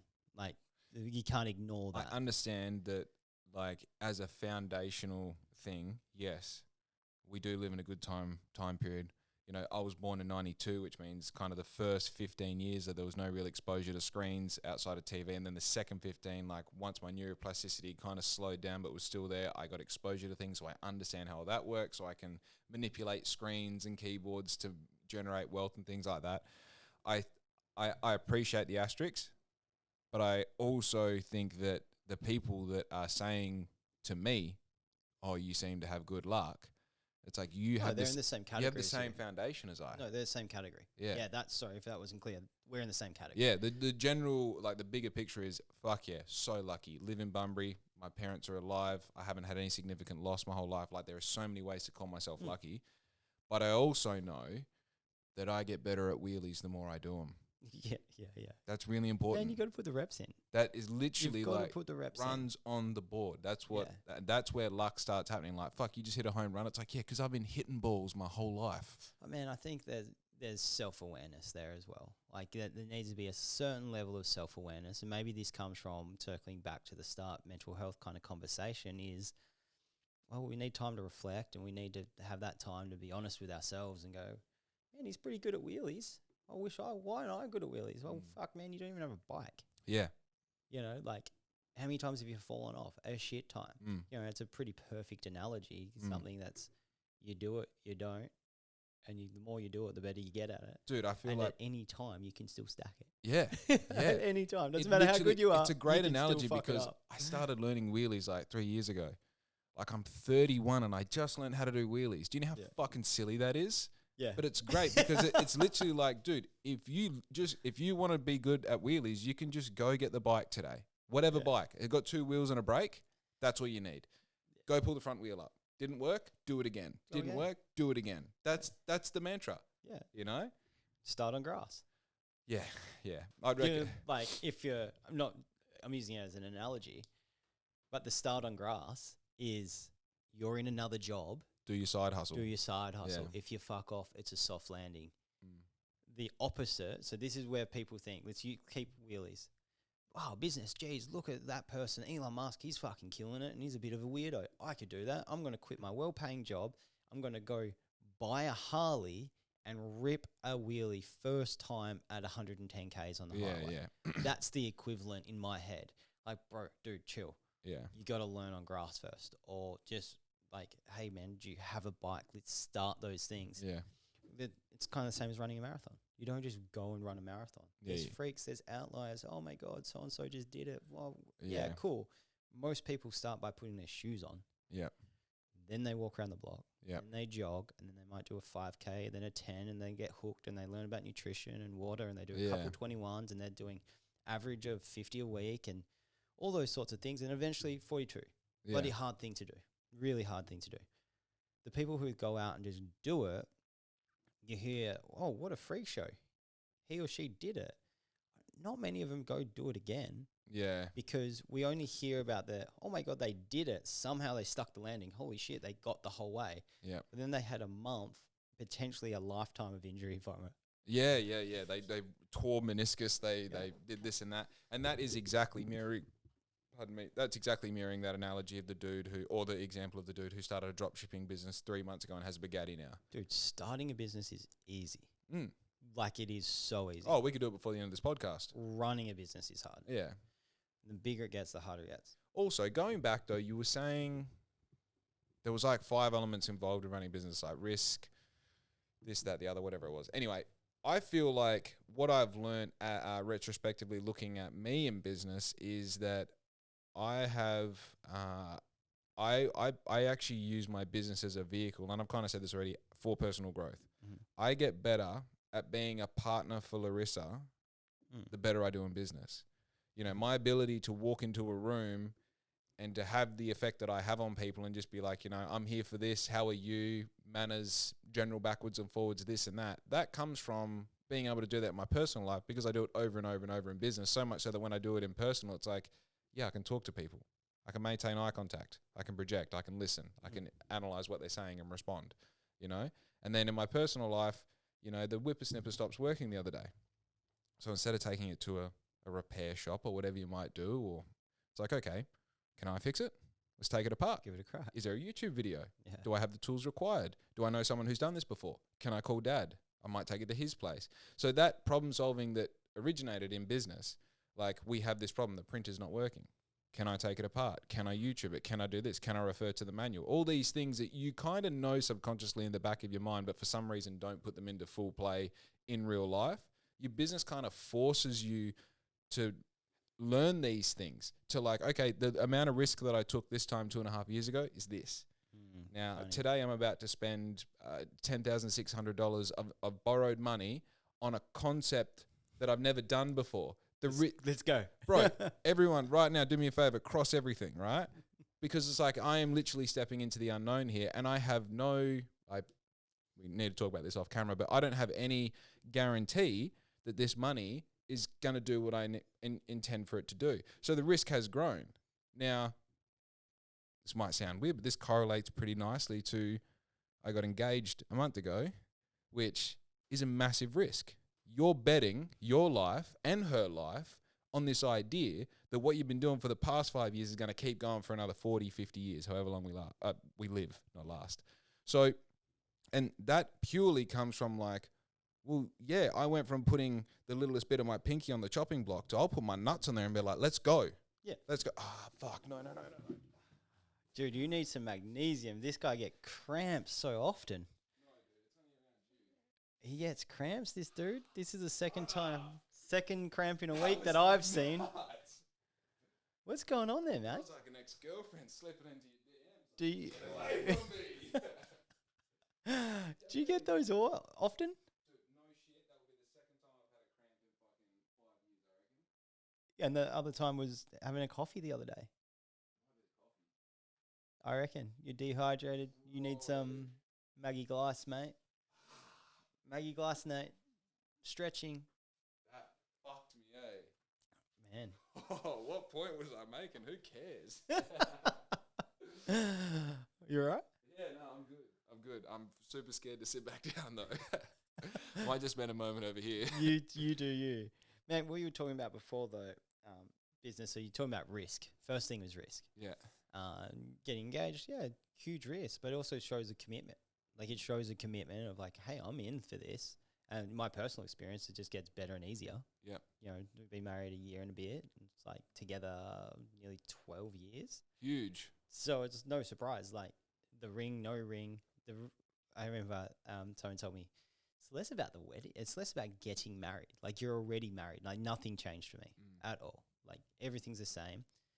Our relationship got stronger, and all those little worries kind of, like Mads and I spoke about this the other day. It's not worries, but when you're dating, in the back of your head is still like, in both directions.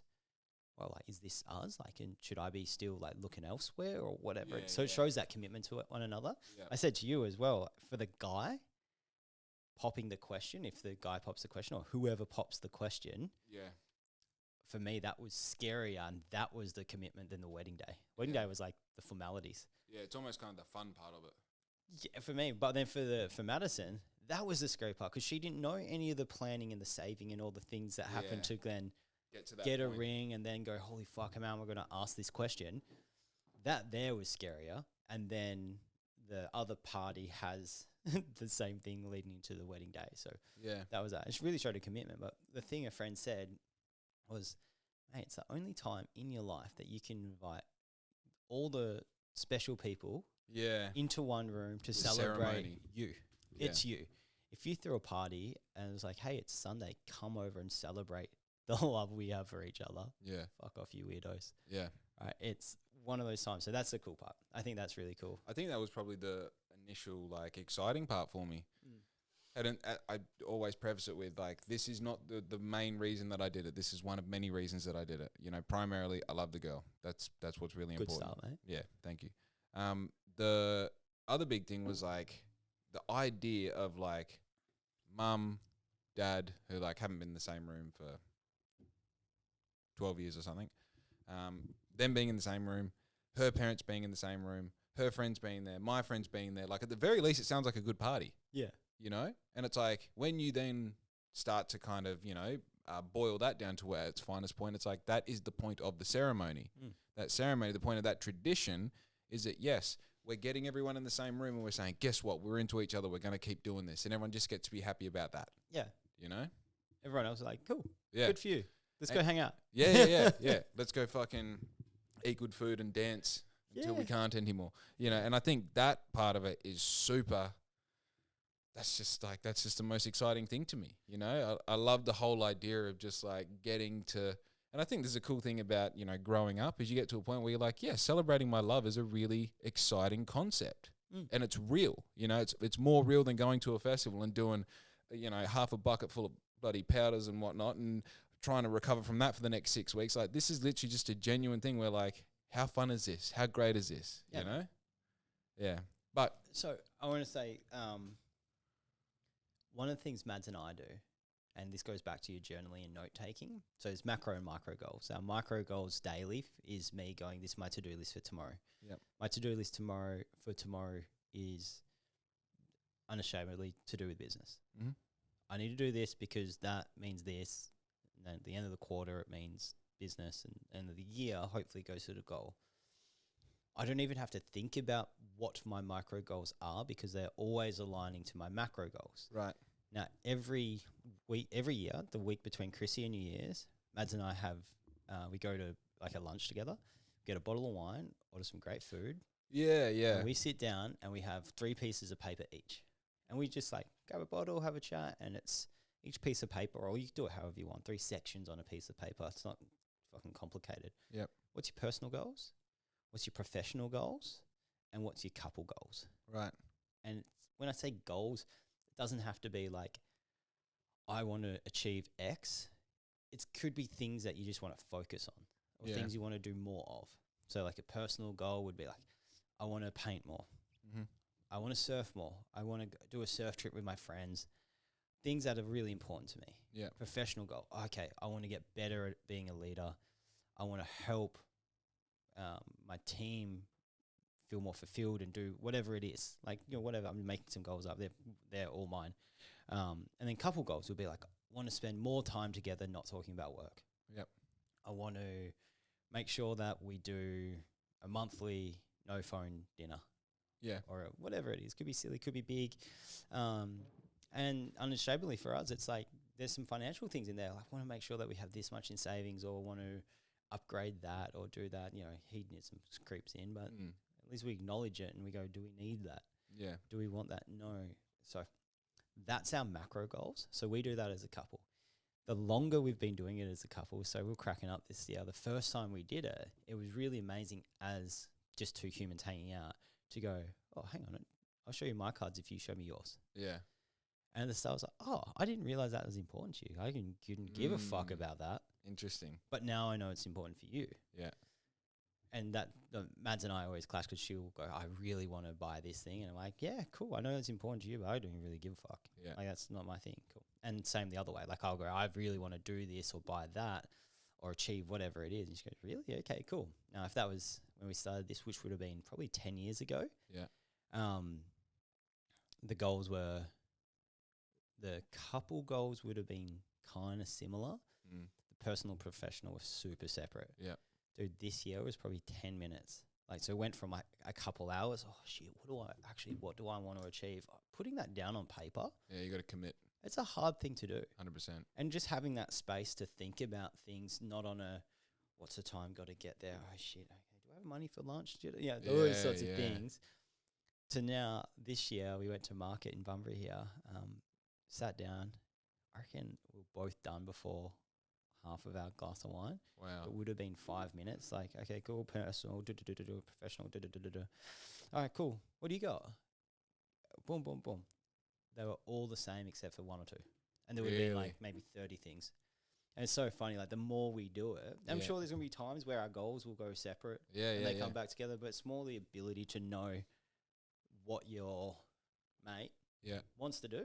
Like, what they're into, what's important to them. You've got to really, I feel we both have this going on. Like, you really fuck with Maddie. Like, I really fuck with Riz. Like, we're very good friends. Oh, she's my best mate. Exactly. Yeah. You know, like, and like, I look forward to, like, she's finishing at 2 today. It's like my day's based around when she finishes. Yeah. You know, I get her Monday, Thursday and Friday in the business. Like, I love those days. You know, Tuesday, Wednesday, you save the bullshit. So I'm not wasting my time when I'm with her. You know, and I feel like a lot of people kind of overlook that. I don't know where people get the overlooking thing of their relationship. They're like, yeah, that's my partner. I love her. And, you know, we sleep together and it's cool. And we're going to buy a house. We're going to do all this. And it's like, yeah, no, but that's all the byproduct of having a best friend. Yeah. Like, you know, like right now I'm so wealthy. I'm so wealthy because I have her and we're young and we realize we love each other and we have Louis and we do things and we have traditions and we have ceremonies and we go through the motions and rituals. We take those, you know, and like I feel like we don't do our goal setting together, but like a big part of our life together is that the trajectories are very similar. And while some of them do this, you know, they meet back up. You know, it's communication, man, is really what we're talking about. We've all got friends and family members, whatever, and you kind of look at their relationship and go, does that other party even know that you're thinking this? I don't think they do. There's a misalignment here. I think the common thread is having that ability to just be vulnerable. This is called the vulnerability podcast. Yeah. But it's like, I'm not worried about what she's going to think of me if I share that thought. Yeah, true. That's huge. So, and that comes with time, but you could be together, they could be together for 100 years and it's very transactional. We go to work, we come home, we have dinner, we watch Gogglebox or whatever, whatever the thing is that you do. Nuts. Yeah. Cool. But it's those little threads in between of like, hey, I was thinking about this, I was thinking about that. And like those dumb conversations. Mads has to listen to so many fucked ideas of mine. Oh, and yeah. So many like, hey, and I know that there's a huge time when you're thinking about doing something new or, hey, what do you think about this? And I've been doing this, that. And part of the job for the partner, and this goes in two-way street, is just to sit and listen. Yeah. And it's not to judge, and it's just to kind of guide and go, how come that? Oh, I didn't realize. Sweet. Do you reckon there's this? And there's a skill to that. There's a skill to listening to, and it's not just your partner, it's your friend as well. Because if you say to me, hey, George, I'm thinking about doing whatever it is, I'm going to loan not 10, 50 grand, I'm going ham on this. And if I say that's a fucked idea, well, that's the end of the conversation. Yeah, it doesn't really. And you then go, fuck you, fist up. If I say that's a great idea, all I'm doing is enforcing what you already think it is. The outcome of both those things isn't really value. Yep. The outcome of both of those things is conflict or acceptance. If it goes well, unlikely, good job, sweet, awesome. I didn't have much to do with that. Yep. If it goes horrible and I said it was a good idea, and you went, okay, I got positive reinforcement from these 3 people, these 10 people, this one person, and you risk it all and lose it all, well, there's resentment there. Yeah. The skill, I think, is in the communication to be able to go, oh, man, wild. Why? Tell me more. Why did you think of that? How's that? Have you thought of this? Have you thought of that? Because guess what? I don't fucking know the answer either. Yeah. But here's my lens, and then you should talk to 20 other people that done are it before. qualified. Yeah, been there. And not qualified in the sense of this person did exactly, but like qualified in the fact of like, if I'm going to talk about whatever it is, man, like mode healthcare, if I'm going to go talk about healthcare concepts, there's weighted responses depending on the person. Talking to a doctor, the feedback from them is going to be considered differently than some rando down the street. Like not rando, like the local barista. The response from that person is a potential patient, so it's a customer, value. Yep. Doctor, employee, okay, there's value there too. Someone who owns a hospital, okay, a bit different. Yeah. And it's like your ability to listen to all those things, and those people there that you go to need to be able to, or hopefully you've assembled the team around you that you can chat to that goes, oh yeah, man, cool. No worries. Have you thought about this? Have you thought about that? Because they're not worried about themselves in the conversation. They're just worried about helping you figure it out for yourself. Because I'm not going to figure it out for you. No one is. I could still say that's a shit idea because of these reasons and help you see those, and you do it and prove me wrong. Yeah. Great. But at least consider them. Yeah. Consider them first. It's always up to you as the individual to roll that dice, see what happens. Just because it didn't work in the past doesn't mean it will work in the future. Yeah. Just because it did work in the past doesn't mean it will work in the future. Guaranteed. Nothing's guaranteed at all. Yeah. There's lots of shit ideas out there that are doing really well. Yeah, I think, I know. And sometimes you're like, why am I wasting my time trying to come up with the perfect idea when an average idea can do the job? It's the execution. Yeah, 100%. It's just fully the execution. 100%. Uniforms have definitely been done before, but it's like, what is the Jake flavor that makes it? Dude, so is coffee. Yeah. All you have to do is make that experience 2% better than the closest competitor. Like, it doesn't even need to be 100%. Yeah. I heard a quote the other day. What was it? Was, that's the low-hanging fruit. And the person goes, well, I still call that fruit. Yeah. Yeah, very good point. It's still fruit, man. Very good point. I think obviously this winds back to having that ongoing conversation with your partner.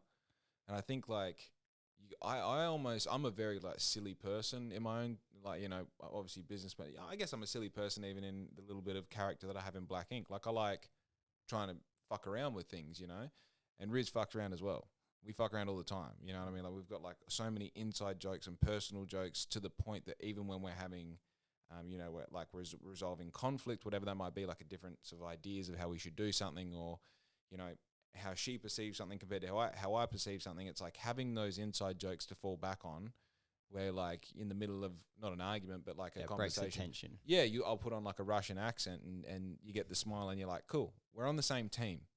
Dude, common goal. On the same team. Common goal. You need to figure out what's that common goal. And that's our personal, professional, couple. Right. That's the goalposts. Yeah. My micro decisions I make every day is to help me kick towards those goals. Yeah. Those goals can move directions, but if my goalpost is at that end of the field and hers is over there, we're going to have a problem. Yeah. Right? Yeah. If my goal is to fuck everything off and go surfing, I want to sell everything. I don't want a house. I don't want anything. I just want to go surfing.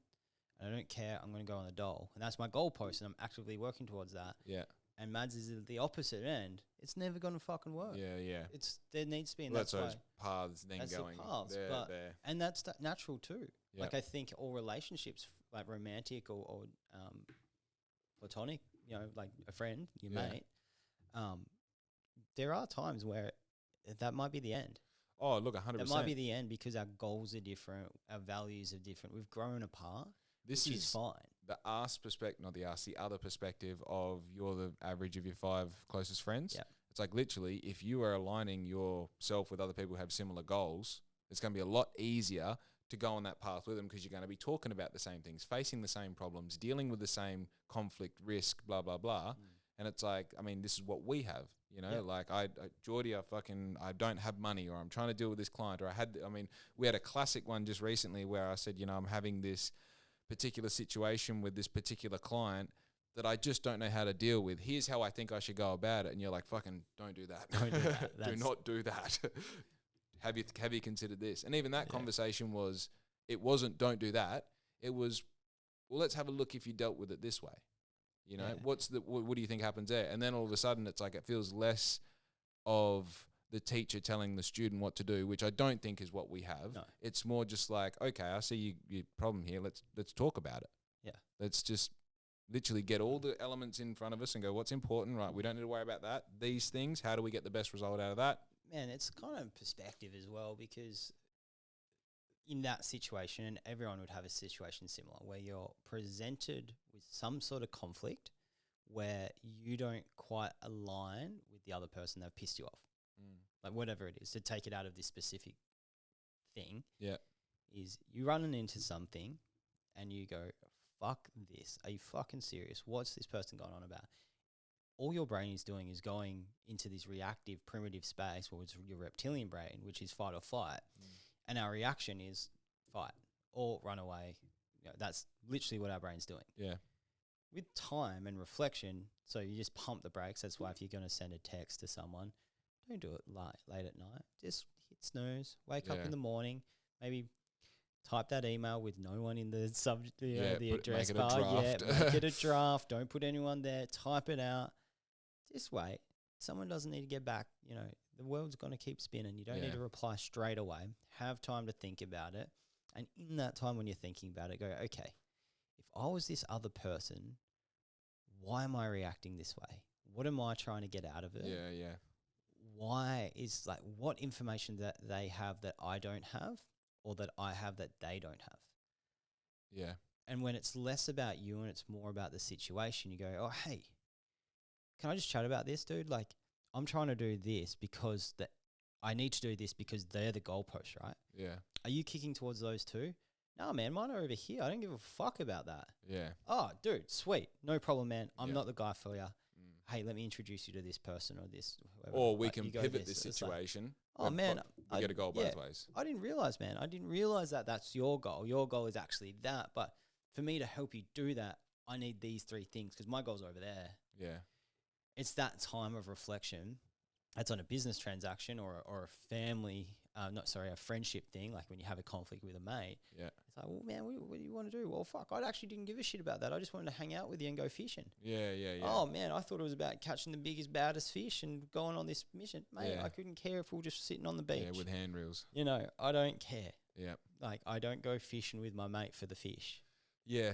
It's fucking... And again, I tie this straight back to like that particular scenario. It happened to me on the Friday night, and then I didn't see you until the Monday morning. And like with, as you said just then, like with any big decision I make, I try and take as long as I possibly can to make the decision before I execute it. Yeah. You know, because it's like that Einstein thing. If he had an hour to solve the problem that was going to end the world, he'd take 59 minutes thinking about it and 1 minute to do the thing. You know, that's sick. I haven't heard that. Oh, great. And dude, every time I had it this morning, I woke up to an email. I'm like, this fucking asshole trying to charge me money for something he hasn't done yet. You know, and it's like, all right, we'll deal with that after the podcast because who cares? It's 3 o'clock. You know, it literally doesn't matter. Yeah, like most things don't matter. Like I just try to remember that most of the things and decisions that we make, pretty inconsequential. Like we blow them out of proportion. At my work, we do have some things that are super reactive that we need to move on quickly. Yeah, and that's why we moved our office. So we opened a new office in Bunbury, which is our HQ. Yeah. My HQ was a team of about 7 people, all distributed. So online. Yeah, I was in Melbourne with Mads, and then there's Zoe. Now we got like Paris and Emily and Kate and the team. Maddie, like everyone's growing. Yeah. The decision making now for these things that are very urgent can happen so much more efficiently because we're sitting in the same room. Yeah. And I'm the biggest fan of remote work. Like I love it. Travel, go do these things, do whatever. But there's something about the connection and the ability to go, whoa, hang on, what's going on here? And so we sit in the same room. Like I sit next to Zoe, behind me is Mads and Paris is over there. That's the kind of the main team in the room. Doctors rolling in and out all the time, nutritionists, and then the team in Dunsborough. We've got like a very close online Slack group and multiple groups that our kind of distributed team that we call a hub. So we've got like HQ and then hubs. Dunsborough is a hub. Yep. Then we've got doctors everywhere and their own little hubs, I guess. Yeah. Or spokes or whatever you want to call it. We communicate so much that with that reaction, we slow the reaction time intentionally so that we make the right decision. Right.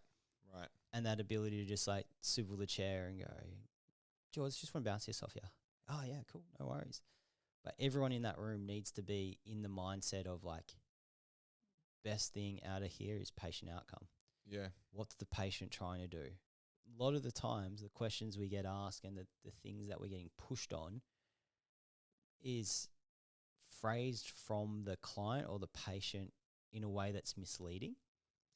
Okay. So it makes us feel like they're trying to push the limits of what's legal sometimes. Like, mate, you can't do that.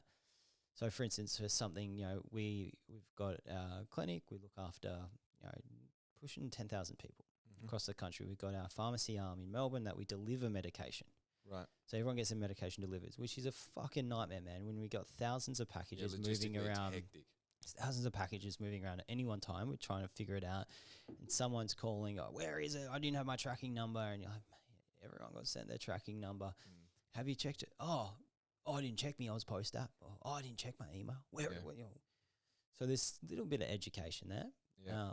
And then sometimes it might be like, hey, I want to buy 10 months worth. Yesterday, someone needed to get, it was nearly 10 months worth of medication. Yep. But it wasn't phrased, hey, I need 10 months of medication because I've just got a job out in the middle of the desert. Yep. And it's a 3-day drive to get to the closest town, which has a fuel station, a bakery, and, a bottle-o. Yeah. So straight away, the email comes in, a request for order for all these things. I'm completely illegal. You can't do that. So you have to kind of scratch and stop. Hang on. Before we say no, let's ask, hey, let's see what's possible. How come? I just need a bit more. Yeah. Oh, well, I just got this new job. It's really exciting. I just don't want to be without my medication. Oh, mate, of course. Let's figure this out for you. Well, this is what we can do. This is what we can't, because there's law there. Like, I'm not law. Yeah. The law is there. I'm the mailman. We need to figure out what we can do here and how we can make it possible. Yeah. But it's slowing that reaction time and then going, George, this email is a bit weird. Or me going, hey, Zoe, Mads, Paris, what's going on here? Yeah. Like, I think this. Oh, no, I didn't think that. I spoke to, Sharon the other day and she reckons this. Oh, let's just give her a call. Yeah. Oh, it's that just perspective, man. It's perspective, time, slow it down. We live in this digital age where it's like, ding, reply, ding, reply, ding, reply. Like, just pump the brakes for a sec. Yeah, that's across the board. I even do that now when I want to post something. It's just like, I might just post this tomorrow, see how we go, And that's for a variety of reasons. But I think, if you then go from the person sending the emails point of view as well, I was going to say this before, like there is I forget what the topic was, like there is a certain amount of responsibility that people have to assume. You know what I mean? Like even, I remember what it was. I know that I have a bit of an overwhelming personality. And I know that when I'm passionate about things, I can be very overwhelming and I can convince people of things. I feel like even if it's just a fail safe for what I'm going to say next, I have this innate ability to convince people that whatever I'm doing is not just like the best way, it's the only way, right? Oh, salesman, okay. Right. And then when you do it, and then when it doesn't work, I don't look at them and go like, well, you agreed with me. I go, no, you're such a fucking god of perception or conviction that you actually convinced them that it was going to work and you need to take responsibility for the fuck up. But that is also something that comes, that's like a wisdom thing. That's not a, and time, man. Yeah. There's time. There's been heaps of occasions that I can reflect on that are very similar. And I genuinely thought it was going to work too. Yeah. That's why you did it, because you believe wholly and solely, yes, if I buy these 100 fish finders, I'll be able to sell them all. Sold 12, right? Yeah. No, I didn't break even. We're really good at convincing ourselves to do shit, man. Yeah. Really, really good. Because you only look at the positive outcome. So you're going to get burned a few times before you figure that out. Yeah. But that comes down to the financial risk as well. Like starting a business, you said before that, I said everyone's got 24 hours. And then if you're sitting in a truck doing things, there's different things that you need. And luck was there. Something that we didn't touch on was resourcefulness. Right. So resourcefulness beats resources. Yeah, 100%. All got the same amount of time. Yep. Situations vary, but generally speaking, if you're listening to this, we're all in a similar situation where we can read and write. We went to school. We've got the internet. Like we're there. We can get a job. We can do things. We're smart people. Like all of us. We can all do really cool things. Yep. We put up fences and barriers in front of ourselves sometimes, thinking I need a certain thing to make it work. Yeah. I need $100,000 to start that business. Like maybe not. Like, yeah. I really want Bunbury, and not even me. Like I'd love someone to do a really cool pasta shop, like cool little Italian shop. Yeah.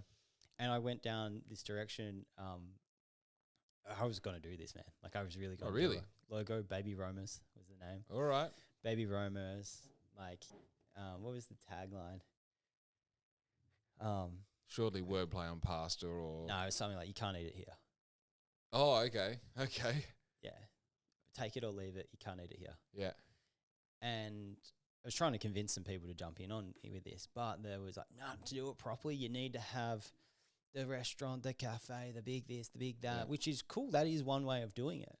I just don't come from that same page in the book where I can't, because I work so hard to get to where I am and I value it so much.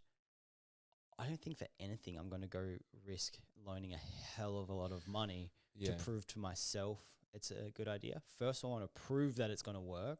So the concept was, if that's the outcome, some cool spot, whatever it is, cool's an irrelevant word, a spot that people like to go to that offers something new to the town or to the space or something different.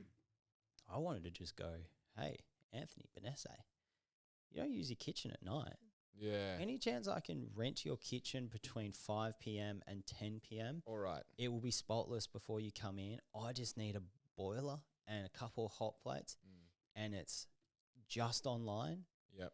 And I pump the shit out of it with things I can control. And Instagram, that's free. Design, it's pretty much free. Yeah. Like you teach yourself, get someone to do it cheap on Canva or whatever it is. Hey, tonight we've got spaghetti. That's what you're getting. Yep. Spaghetti, it's $9. Rock up, takeaway, Benesse Laneway, or name the spot, wherever it is. Let's go nuts. And I think that from there you can grow. Yeah, you don't need to resourcefulness beats resources. What do you have around you? Like you can do it from anywhere. I remember this is like early this iteration of Black Ink, so probably like 2 years ago. I was still living in the caravan at Dad's place. And I said I wanted to do an event. I was talking to Craig about it, and he goes, why don't you talk to the bloke who owns Julie's and see if you can use that little back area. It's like a laneway. It's super aesthetic. It'd be super cool.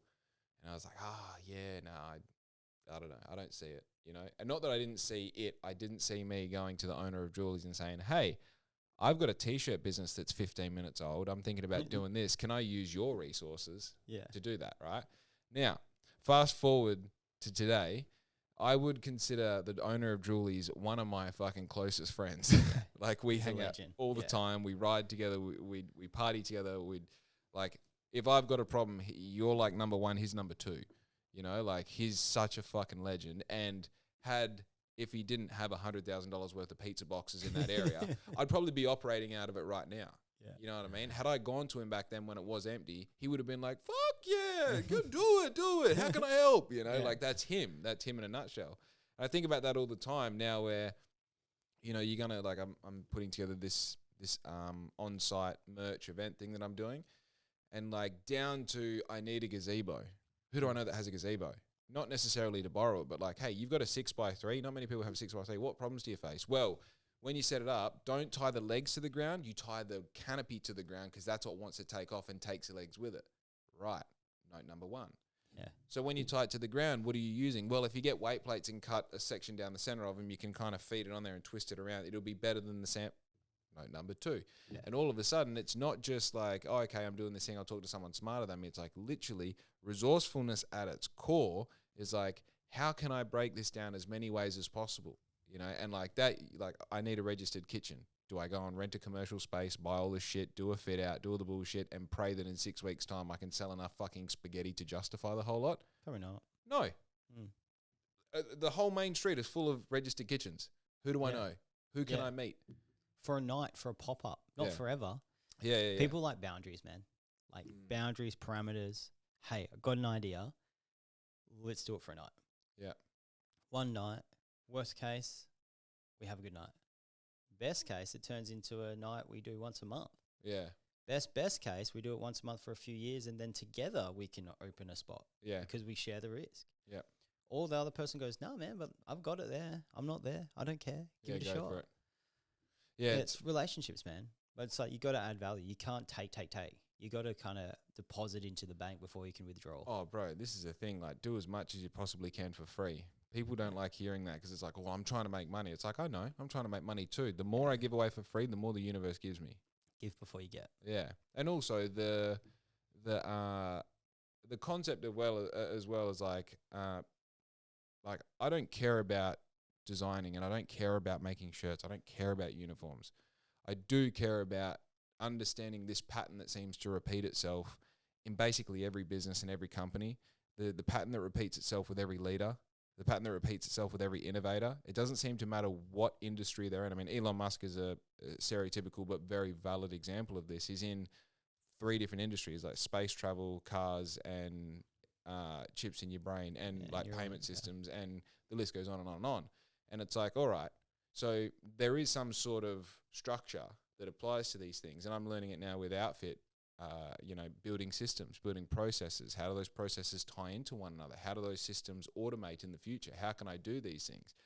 And that is going back to what you're talking about, that time when your boys were having fun and you're at home doing the business, doing your apprenticeship. I see right now is doing the apprenticeship. You know, it's like literally, let's do as many things as we can so we can have as many wins and as many failures as we can. So not for the fails and the wins, for the data collection. Dude, it's odds. Yeah. Place lots of bets. Yeah. One of them will win. Yeah. To be able to do that, you need a few things to align. So to be able to do that, 1, you need to have the mental clarity and mindset to know what you're doing. 2, you need to have the risk factor there. And 3, you need to figure out how the fuck to do it. Yep. There's those kind of 3 broad areas. One thing that I think lots of people struggle with, including myself, that I've definitely jumped this hurdle a long time ago, is the concept that my identity is tied to a certain thing. Right.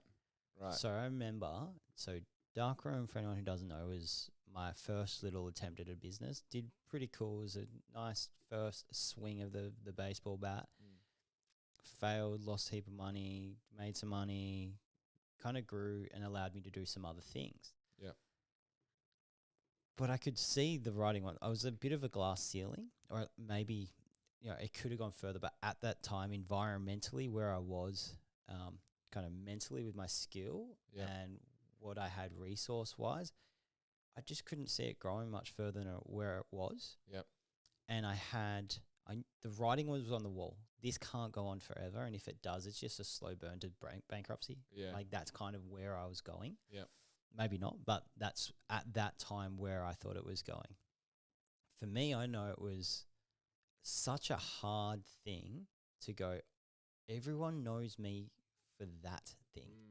And people praised and supported me. Go, oh, fuck, mate, that's so cool. Love what you're doing. Great, awesome. And I would smile and nod, but inside I was just fucking crying, going, fuck, man, if you had any idea, this thing doesn't work. And I realized that I was keeping it alive. To keep Jordan alive, to keep this character. character. Kind of right, this character, because people were giving this positive reinforcement. But that was just people being friendly, man. I do that. Man, love what you're doing. Fucking awesome. Yeah. Great, because that's what you say. You want to be supportive. Yeah. But only you know if it's working or not. So that there, man, like it was months and months and months. And I remember one morning I said, this is a Band-Aid. I need to rip this fucker off. And I just posted on Facebook, today's our last day. Come get something. That was it. Boom, done. I couldn't have the closing down sale, come get all this shit, stretch it out to try sell all the stock. Yeah. That there would have hurt me more, my ego more. Yeah, of course. To go from the conversation. Have the conversation 40 times what over. Are you doing? And then like the natural thing is you'll blame the town and you'll blame everyone else. Fuck, it's my own fault. Yeah. I didn't run it right. I didn't know what I was doing. I learned a fuckload. I appreciate the support, but I think my skills could be used better in another element, or doing something else. And ripping that Band-Aid off is good for 2 reasons. One is it doesn't work and you're just killing yourself. But 2, it gives you the liberation and the space to grow and do something else and be bigger than just that. Yeah. Now, when people, I think, are hopefully successfully now, people don't go, that's the guy from that thing. It's more like, oh, he does heaps of shit. And hopefully he's a nice guy. Yeah. But full well knowing lots of people will like me, lots of people won't. That's totally fine too, because there's lots of people that I don't jive with either. There's lots of people that I go, man, I just don't get, I'm sure you're cool, I'm sure you're nice, but that's the game. We're just like, I'll still have a beer with you. I don't care, man. Like, I'm here to chat, unless there's something like you're a full-on racist or you're a bigot or you're the bully or you're that. I don't have time for you. Fuck off. See you later. My time, I'd prefer to spend time with good people that do good things. Cool. But for the general population, I say this all the time, no one wakes up in the morning and says, I can't wait to be a fuckhead today. Yeah. Yeah. No one does that. Everyone wakes up and says, I want to do good. I want to do good things. I want to have a good day. How's your day? Good. Fuck yeah. Sweet. Yeah, sick. We won. Most of the time that's a fake answer, but that's what people aspire to do and to have is generally a good day. Yeah. But it's only what happens in between. They get treated the wrong way at work. They feel frustrated. They're going through a tough time. That it equates into an action which is non-favorable or perceived in a way that's negative. Yeah. So there's always something that goes there. Some people, it's been a lifetime of having a shit time. Yeah. Because of their race or where they grew up or what they've done or what they're known for. Yeah. Sometimes it's not, I woke up today in a pretty good mood and then my boss told me I lost my job and then this. That's an outlier, singular event. Yeah. And hopefully for most people, which I know saying this, it's not true. Lots of people are born into a shitty situation and everything really sucks. And that's a societal level that culturally we've got lots of problems with. But without tackling that side of the fence, there's an identity there where I want to do things for the right reasons to create value for other people. And that needs to align with things that put fire in my belly and give me the challenge that I want to do. Because I need my personal fulfillment to intersect with another line. If this is a big graph, personal fulfillment, me doing things that I like. There's lots of things that I like doing. One of these or a few of these interests need to overlap with a latent need. Right. So there needs to be a need from population. Right now, the thing that I'm investing my whole life into, or feels like right now, wholeheartedly everything that I do is focused on helping people live longer and live happier lives. Feel better, Feel better. Yep. Simple as that. And that's because I've looked at the healthcare industry. I worked for this country's biggest, as a consultant, the biggest healthcare company. Yep. I saw what was happening there and they do a really fucking good job. But then I saw like, that doesn't fit me as a person. Yeah. And maybe there's more people like me. Let's scratch the surface. Hey, there are more people that are looking for other things. We're talking about optimization. We're talking about proactive healthcare. I want to help people not get sick, not help people when they're sick. Yeah. There's a crossover. Yeah. Not many people go looking for a doctor before they get sick. Yeah. But in the future, I really want people to have the Mode Plus app on their phone. It's a subscription potentially like anyone else. And you just have unlimited connection to genuine healthcare advice based on your genetic profile, based on the goals you want to hit, based on your risk factors, and based on a relationship and trust. And we're doing it already. We're doing these things. That's very different to, I've got a runny nose, let me go take a bulk bill clinic. Click. Yeah. That's super important too. Yeah. If you look at the whole system of healthcare, all we hear on the media, doctors, nurses, nurses definitely underpaid. Yep. They do all the work. They do a lot of work, yeah. Without them, we're fucked. Yeah. Admin at the front. They're front line, man. Yeah. Those people are so important. Hospital staff, never enough, never paid, always overworked. Yeah. All these things are because people only go to get help for their bodies when it's super late. Yeah, when it's time. When it's too late. Now, I'm not saying kid fell over, broke his arm, emergency room. Yeah. I'm talking the person that keeps getting chest pains, but it's not having a heart attack. Yeah. Keeps going to the emergency room. They're clogging up the emergency room so the kid with a broken arm sitting there for too long. Yeah. Because that person's there. Now, the chest pain's not going to kill that person right now. Maybe it is, but we keep seeing this recurring event, which is, well, actually, let's just trace this back a bit. Yep. Chest pain's coming from a gut issue. The gut issue is coming from a bacteria issue. That's coming from a nutrition deficiency. That's coming from a lifetime of doing certain things. Yeah, eating bread. Or whatever it might be. Yeah. Whatever it might be. It might be a vegetable or a fruit. Yep. It might be, oh my God, that person had, this is like SIBO, small intestinal bacterial overgrowth. I'm just learning at the moment with our clinical nutritionist. And you could be on antibiotics and it strips your gut lining. From there, the wrong bacteria gets in, bubbles away for 15 years, and all of a sudden you can't process broccoli or you can't process fruit. Wow. And so you think you're healthy, and every time you have an apple, you get bloated and feel sick, and that makes you feel shit, and then you're not getting nutrients, and then it affects your mental health, and then all of a sudden you spiral down, you're in a tailspin. Holy shit. Every time I drink like 20 White Claws, I get something like that.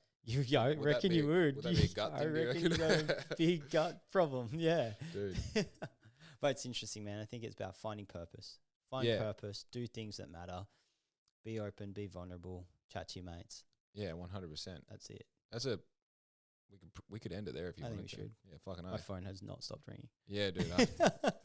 You know what's been hot on my mind is this cramp going to come back? Oh, man. And did I just fucking throw away tens of thousands of dollars by not answering the phone just then? But that's all good. Everything's cool. Just checking, guys. Yeah, I'm fine as well. I got one more thing. Okay. Actually, it kind of goes back to the character thing. I remember when just to give you like a bit of a template, I was 10 when I started skating properly. Yeah. I was 17 when I did my first World Championships, and I was 16 when I did my first World Championships, 17 when I went pro. And then at 18, 10 days after my 18th birthday, I like literally just overnight, I was like, oh, I'm not going to be the best in the world. I don't want to do this. Wow. Because it's literally like in a sport, it's like if you're not trying to be the best, what are you doing? Yeah, what's the point? We're not in a team to be on the 5th on the ladder. We're not, showing up to the solo sport to be kind of good or top 10. You're trying to be the best, or you're fucking wasting your time. And I realized that I might have a couple shots at being the best. Like I may be the best marathon skater for 1 year, and that's it. And that's kind of like the pinnacle. With the mindset I've got now, I would kind of go like, we'll aim for like 3 years or a few different events or whatever. But regardless, so I came home at 18 years old and like 2 months, and I was like, I'm not going to come home and like keep training. Because if I'm going to be a skater, I was in the best possible spot in the world, under the best coach, with the best environment, with the best resources, with the best equipment. That was it. That like literally, it was sideways from there. There was no up for better resources. Training with world champions. Yeah, pick your poison. People this team, that team. Yeah, and like people would travel to us to train with us. Yeah, like it was that level. So I'm not going to go back to Bunbury and skate with no one and expect any sort of result. I don't even want to skate states. I don't want to do nationals. No, I'm out. Well, who are you? Yeah, identity, right? Who are you? Yeah. You're the guy at school who was the, skater fag who wore skin suits and, danced around on wheels or whatever. And when you're in Holland, there was no question of like, you'd walk in anywhere and people would almost recognize you because you're an Australian skater. Yeah, wow. Like it was nuts. And especially if you walked in with Sven Kramer or any of the boys, that like they were celebrities, wow. Like some of them are sponsored by like Prada and Harley Davidson. I mean, did you know Jake Paul's missus is a speed skater? No idea. Bro, what the fuck? Like Really? I never trained with her, but I used to live with her ex-boyfriend, Kuhn, who's like a long-haired Viking dude. He's the one sponsored by Prada, by the way. Wow. Nuts. So coming home, it was like, no, you're just an awkward kid with big legs. What are you? And I remember thinking like the worst thing in my mind possible was being a person with a job and an income. Because it's like, oh, now I'm just, I go to work and there's nothing that separates me from him and her and him and him. We're just all here doing this to make money to go home and recover to do this again. I remember having this big thing of like, well, who am I?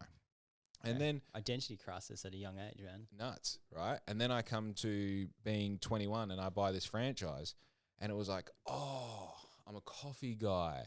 I didn't realize I'm a coffee guy. Then what happens? People start saying, you're doing a good job. You're in business. You make great coffee. You do this. And then that confirmation of all these people just being polite. Confirmation bias, yeah. Turns into, well, I'm the coffee guy. Very similar scenario to you in that I knew, I was looking at the bank statement going like, I bought a fucking car for $80,000. Yeah. That's what I got. And Good do you know job. how much Yeah. money I owe on this? $85,000. And you know how much it's going to be in a year's time is 87,000. 90, yeah. Yeah, it's going goes backwards up, and backwards and backwards. But everyone's going like, yeah. Nice coffee, bro. Yeah. Yeah. Yeah, I'll see you tomorrow. See you next week. Enjoy your Christmas. Da da da da. But you're on a burning ship and you're just like going to higher and higher points while it sinks into the ocean and you're like, I'm fine, fuck, you know? And then when I got rid of the coffee van, who are you? A gang. Oh my Identity. God.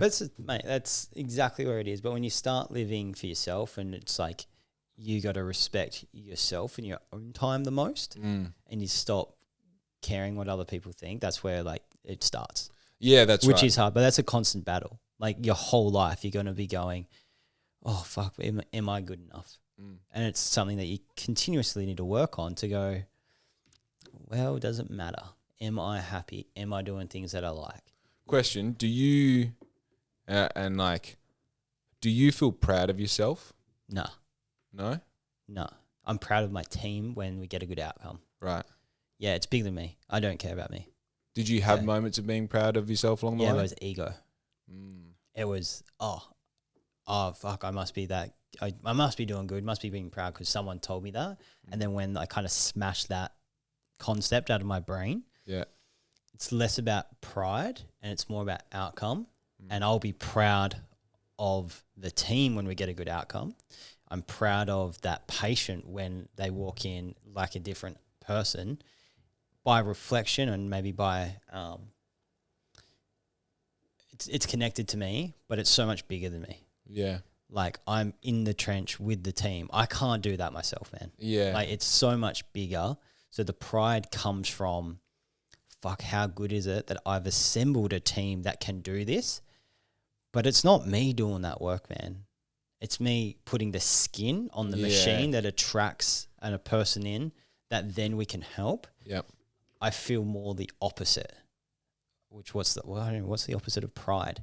It's almost I don't want to go like disgust, but I feel disheartened and I feel down when we don't hit the goal that I think we could have done. And to be honest with you, man, most of the time it's me being too judgmental on our own outcome. The person's fucking loving it. This is the best thing ever. But I'm going, we could have done that a bit better, man. Guys, hey, but that's your ambition tying into the yeah. Which you got to stop and pump the brakes and go, hang on. It's like if you go to a restaurant and have a great meal, you say that was great, and you go home, continue with your life, because that's the expected. If you go to a restaurant and you have a shit meal, it ruins the rest of your day, your night, whatever, and you might be inclined, if you're the type of person to leave a shitty Google review or Yelp or whatever, fuck, pick your poison. I think as a society, we look at the negatives more than we do the positives. Of course. And it's wrong. So like at work, we constantly remind ourselves, like we'll have every day, there will be something that's someone's like, oh, well, it was delayed. I can't believe it. This is out of control. Like, man, we delivered 1,000 packages today. Yeah. And one of them was delayed in their book, but in our books, fuck, it's still on time. It's express. It's overnight delivery. I'm not Postman Pat. I'm not the one out there cruising. We within our, cool. It's out of our control. What can we do? Let's see how we can make this person feel better, understand all the rest of it without going, you're wrong, we're right. That's not the mission. The mission there is this person's in distress because of however we've inadvertently made them feel through. No fault of our own. Yeah. You ordered on Friday, man. Like it doesn't get sent till Monday. Yeah. You ordered at 7 o'clock Friday night. Like you ordered at 5 here. Our pharmacy's in Victoria. It's 8. Yeah. They're open till 6:30, so they're open late anyway. Yeah, but this is still outside of that. And sometimes it's even, say, for instance, like our courier pickups at 9 o'clock in the morning. So even if you order at 10 o'clock on Friday, it missed the pickup for that day. Yeah. So we processed, we picked now. and packed, but now that's Monday morning, man. Yeah. But it's still quicker than Express. And we pay, like lots of people don't know, but we pay a premium. So what the patient or what our customer pays for delivery is significantly less than what we pay.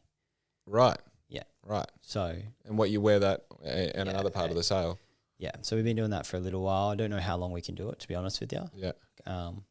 There's evil ways of doing it. You charge more for your service and it covers that. We charge as low as we can. Yeah. Everything is low, so. Yeah. But, man, whatever. It's my problem, no one else's. Yeah. Oh, the reason I ask, are you proud, is because I've been having moments lately where and like two examples are like getting the overdraft. When I got it, I called mum. I'm like, I got it. Went on my ride. It's all good. And then it was like, I think the next day where I had a moment where I was like, oh, fuck, that means the bank thinks that I am smart enough, because it's just me. It's Jake Kerr trading as, and based off what I've done, my runs on the board, that, okay, yeah, we're willing to give you this, right? And then it's like, whoa, this from thought in a caravan to 3 years later to now is like, it's actually so real that not only does the community see me as some sort of professional or expert in this area, not only do I have all the tools and I have all the knowledge and I can problem solve and I face things every day and again, it's like, that's all kind of still a bit anecdotal. The bank, a financial institution saying like, oh yeah, like, yeah, there's a couple of questions, but otherwise we want you to have the money for sure. Yeah. It's like, well, dude, you should be proud. I don't even know if it's the feeling of pride, because I know what the feeling is. It felt warm in my chest. Yeah, okay. And the second instance in this was, so I've got a yearly tradition between my birthday and New Year, which 1st of December to 31st of December. I do a few things. I rewrite my prayers. I do a letter to myself 5 years from now, a letter to myself 5 years ago, and obviously your goal setting and making them measurable. So I've been doing that now. The 5-year thing I've been doing for over 5 years. And I tell you what blows my mind is you read like 3 years ago what your plan is in 5 years, and I've like 10x'd anything I thought was possible. Awesome. It's insane. And reading that, you're just like, I remember being the guy who wrote this and was thinking like, I'm being too ambitious. Yeah, as if, let me tone it down. Yeah. And that's the thing, like with your goal setting, you get to a point where you're like, oh, I'm not trying to have $1 million. I'm trying to own the world. Because if I aim to own the world and I only get 1/10 of the way, I'll have more than $1 million, you know? And something back then was like, sure, be ambitious with your goals, but be somewhat realistic. It's now when I write to myself in 5 years' time, I'm like, I know what the smell of Porsche leather is innately. Yeah. I understand what the feeling of walking into a place that is right now too opulent for me to be in. Yeah. I'm comfortable there. Yeah. The sound of my expensive shoes on that floor is now something that I'm used to. It doesn't like intimidate me. It all rubs off.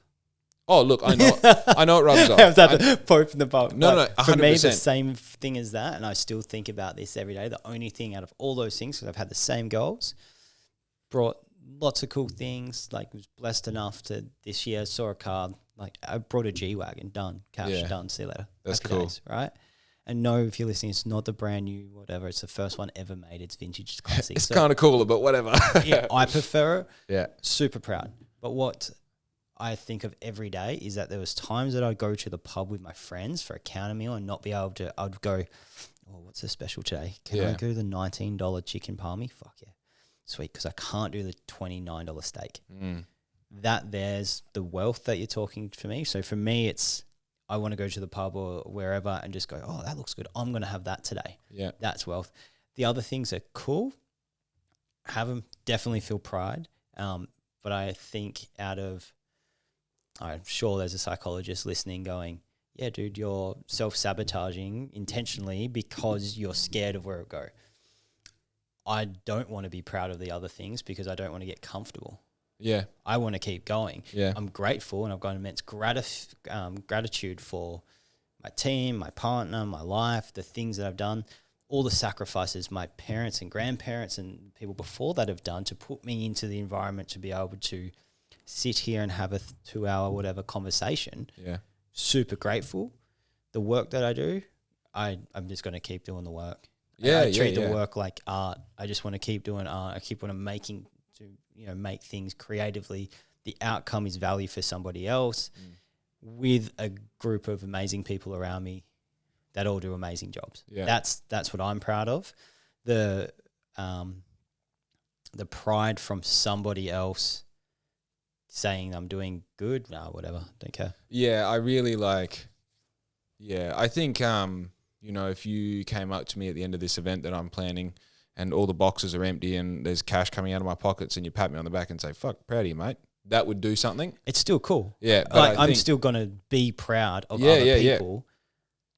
I have trouble accepting it. I think the reality of, and I mean this in no offensive way whatsoever, but I think 99.999% of people that I do deal with, if they said they were proud of me, it wouldn't mean anything. Not because I don't respect where it's come from. It's like you just don't know the full story. Like you might be right, but I feel like you don't know, like, not even that I did anything wrong in the way, but you don't know what happened along the way to even understand why you would be proud of me. Yeah. You know? It's okay. That's a good point, man.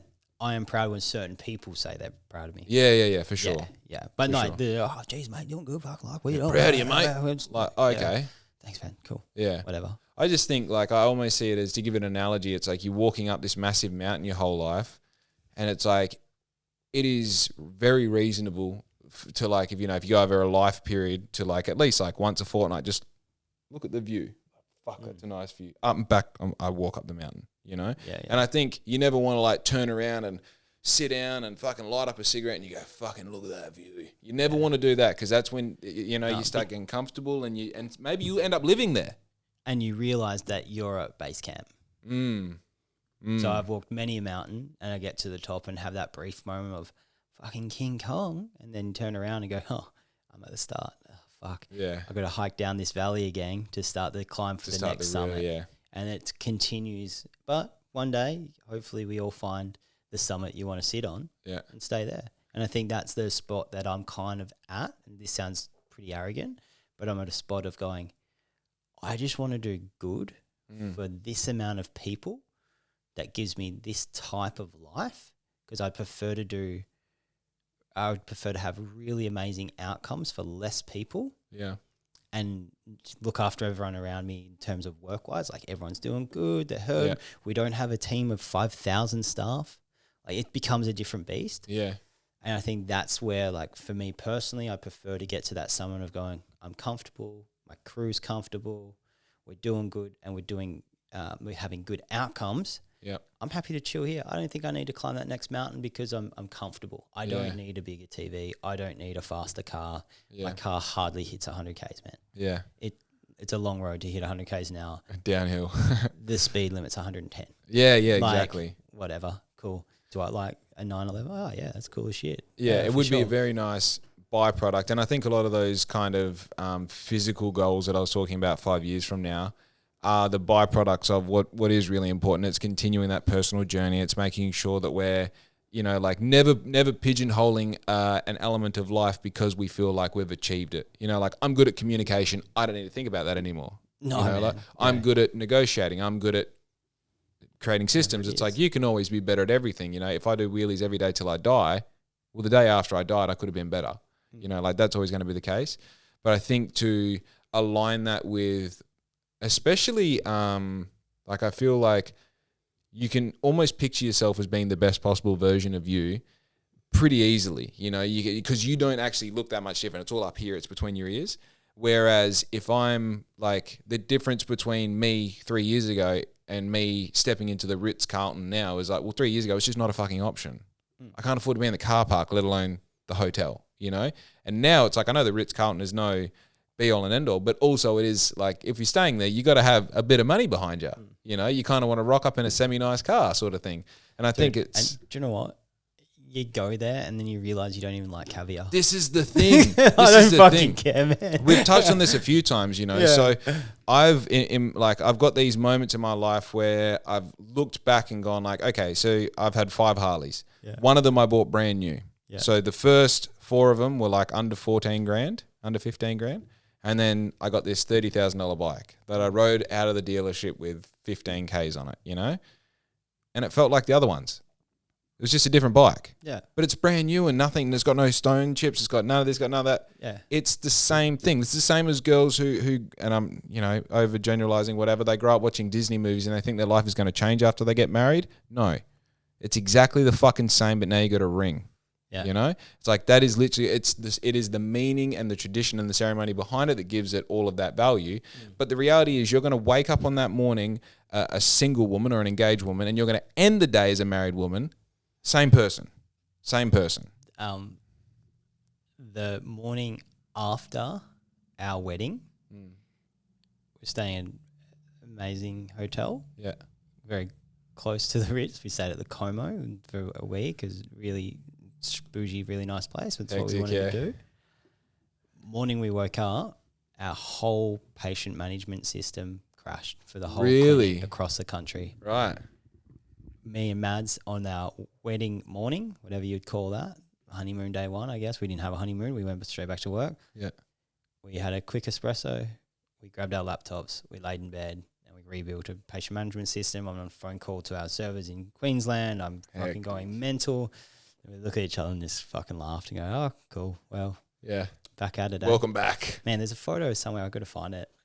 Mads is like in her wedding dress, getting her hair done with her laptop on her knees, just like getting things done at clinic. I love that. It's like, well, it's just what it is. It's what we've chosen. There's ups and downs and you do things. Sometimes I wish I was the stonemason in the sun, chipping away, just going, I could just do that. Deep down, I know it wouldn't give me fulfillment. It would for a short period of time. But any time I do, I'm going to put a new garden in. It's awesome for that weekend. And then I'm like, I'm sunburnt. I don't know what I'm doing. Yeah. I'm sick of this. I'm paying someone to do this. And I'm doing it for myself. Yeah. Could I do it for someone else? No, it's not my thing. Yeah. I've got friends that are landscapers that are, what's it called, like landscape architects, all that sort of stuff. Like I got friends that are lawnmowers and they're fucking froth it. It's awesome. Whatever you do, make sure you like it. Simple as that.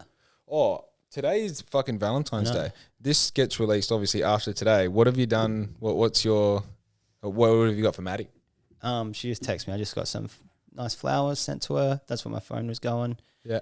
And then tonight we're getting fish and chips and sitting in the back of the car. Unreal. Yeah. That's living. That's it, mate. Fuck yeah. Yeah. Calamari, a little bit of chips, and probably just grilled. Who's your fish and chip joint in town? We just go to Aristos, man. Oh, really? Yeah. Yeah, true. Take away from there. Yeah. They're super expensive. Like just recently I've noticed like... Yeah, life's expensive, mate. It is. I got Riz, that's why I asked you about framers yesterday. Sorry. Yeah, so I got... Probably a bit late when I got back to you. Did you... No, it was right on time. I didn't even think to go to a framer. Stupid. I didn't have the photos yet either though. Okay, and I thought they're not going to make a frame. It wouldn't be straight away, no. So I'll wait a few weeks. Yeah. You see the two pictures up on the wall above the bubbler in there? It's like two fucking black and white photos of Indians smoking. Both of them are smoking. Yeah. So I've had those forever. I just found them at the op shop. I'm like, these are fucking nuts. Yeah. So I've had them up in like every house in caravan and blah, blah, blah. And so yeah, I'm getting that same size, that same configuration, black and white, our photos from our engagement. When we got engaged, I had the photographer in the background. So I got these two like, they just look fucking timeless, these two photos. I'm getting them framed. They had frames already made at Country Framers. Cool. So I'm going to pick them up after this. I'm going to wrap them and then put them on the wall. Oh, beautiful. I'm so fucking excited for that day. But that is inspired by that awesome, massive, candid image in your house of like mid-wedding. And it's like, it's such I love how candid it is in that no one's posing. It's in the middle of a moment where I'm pretty sure either of you knew it was happening. No, I didn't. And it's just perfect. Yeah. We just had the dinner table theme, just giving her a kiss. Yeah. Kissy. Amazing. It's like this fucking, anyway. Yeah. We've covered all the topics. We scratched the surface, but everyone's ears are bleeding. Yeah, fuck yeah. I'm still so scared of his hamstring, Magnesium, mate. Yeah, fucking oath. Rightio, do you want any shout out? Where can people find you? I'm Jordan. Just if you need health, if you're anywhere in the country and you want to work on proactive healthcare or you're interested in anything that we can do, modehealthcare.com.au. We'll put that in the description below. Cool. If you're going to do that, I'll give you a link, which anyone listening will get $50 off. Oh, how exciting. I give $50 off the first appointment. We do lots of things. So natural therapies is what we are known for. Mm-hmm. So we've got specialist GPs and clinical nutritionists. They work in a lot of different mediums, prescription and non-prescription. And then we also have a weight reset program that we've just launched that I don't think I've even spoken to you about. So that's very fresh. That's amazing. We're just doing small intakes at the moment, which is, I think, going to be pretty revolutionary for our people. Wow. And then I just opened a genetic testing arm. So we've got two main genetic tests and then a complete baseline blood work. I've done all my genetic testing last week, so I'm quite nervous to find out the results. Yeah. But it's all about proactive. So it's all about looking at data. I figure we've got these brains covered in flesh and bone, and we're sitting on this mud ball spinning around pretty quickly. Yeah. And a lot of us just guess what we should and shouldn't do. So I've been on a quest to figure out what the data is. Yeah. Genetic testing's part of that. Blood work's part of that. And finding a really good integrative team between nutrition, what you put in your mouth, and GPs that help you understand what's happening in your brain and in your body. Yep. And we put that little magic sauce together, and I think the outcome's been pretty good. I'm always the guinea pig, so I've already been on this quest for a little while. Yeah. And it's been good. It's been really good. Very exciting. Yeah. Radio, find that all in the link below, guys. And with that, be good to your mum because we're fucking out. Thanks, mate.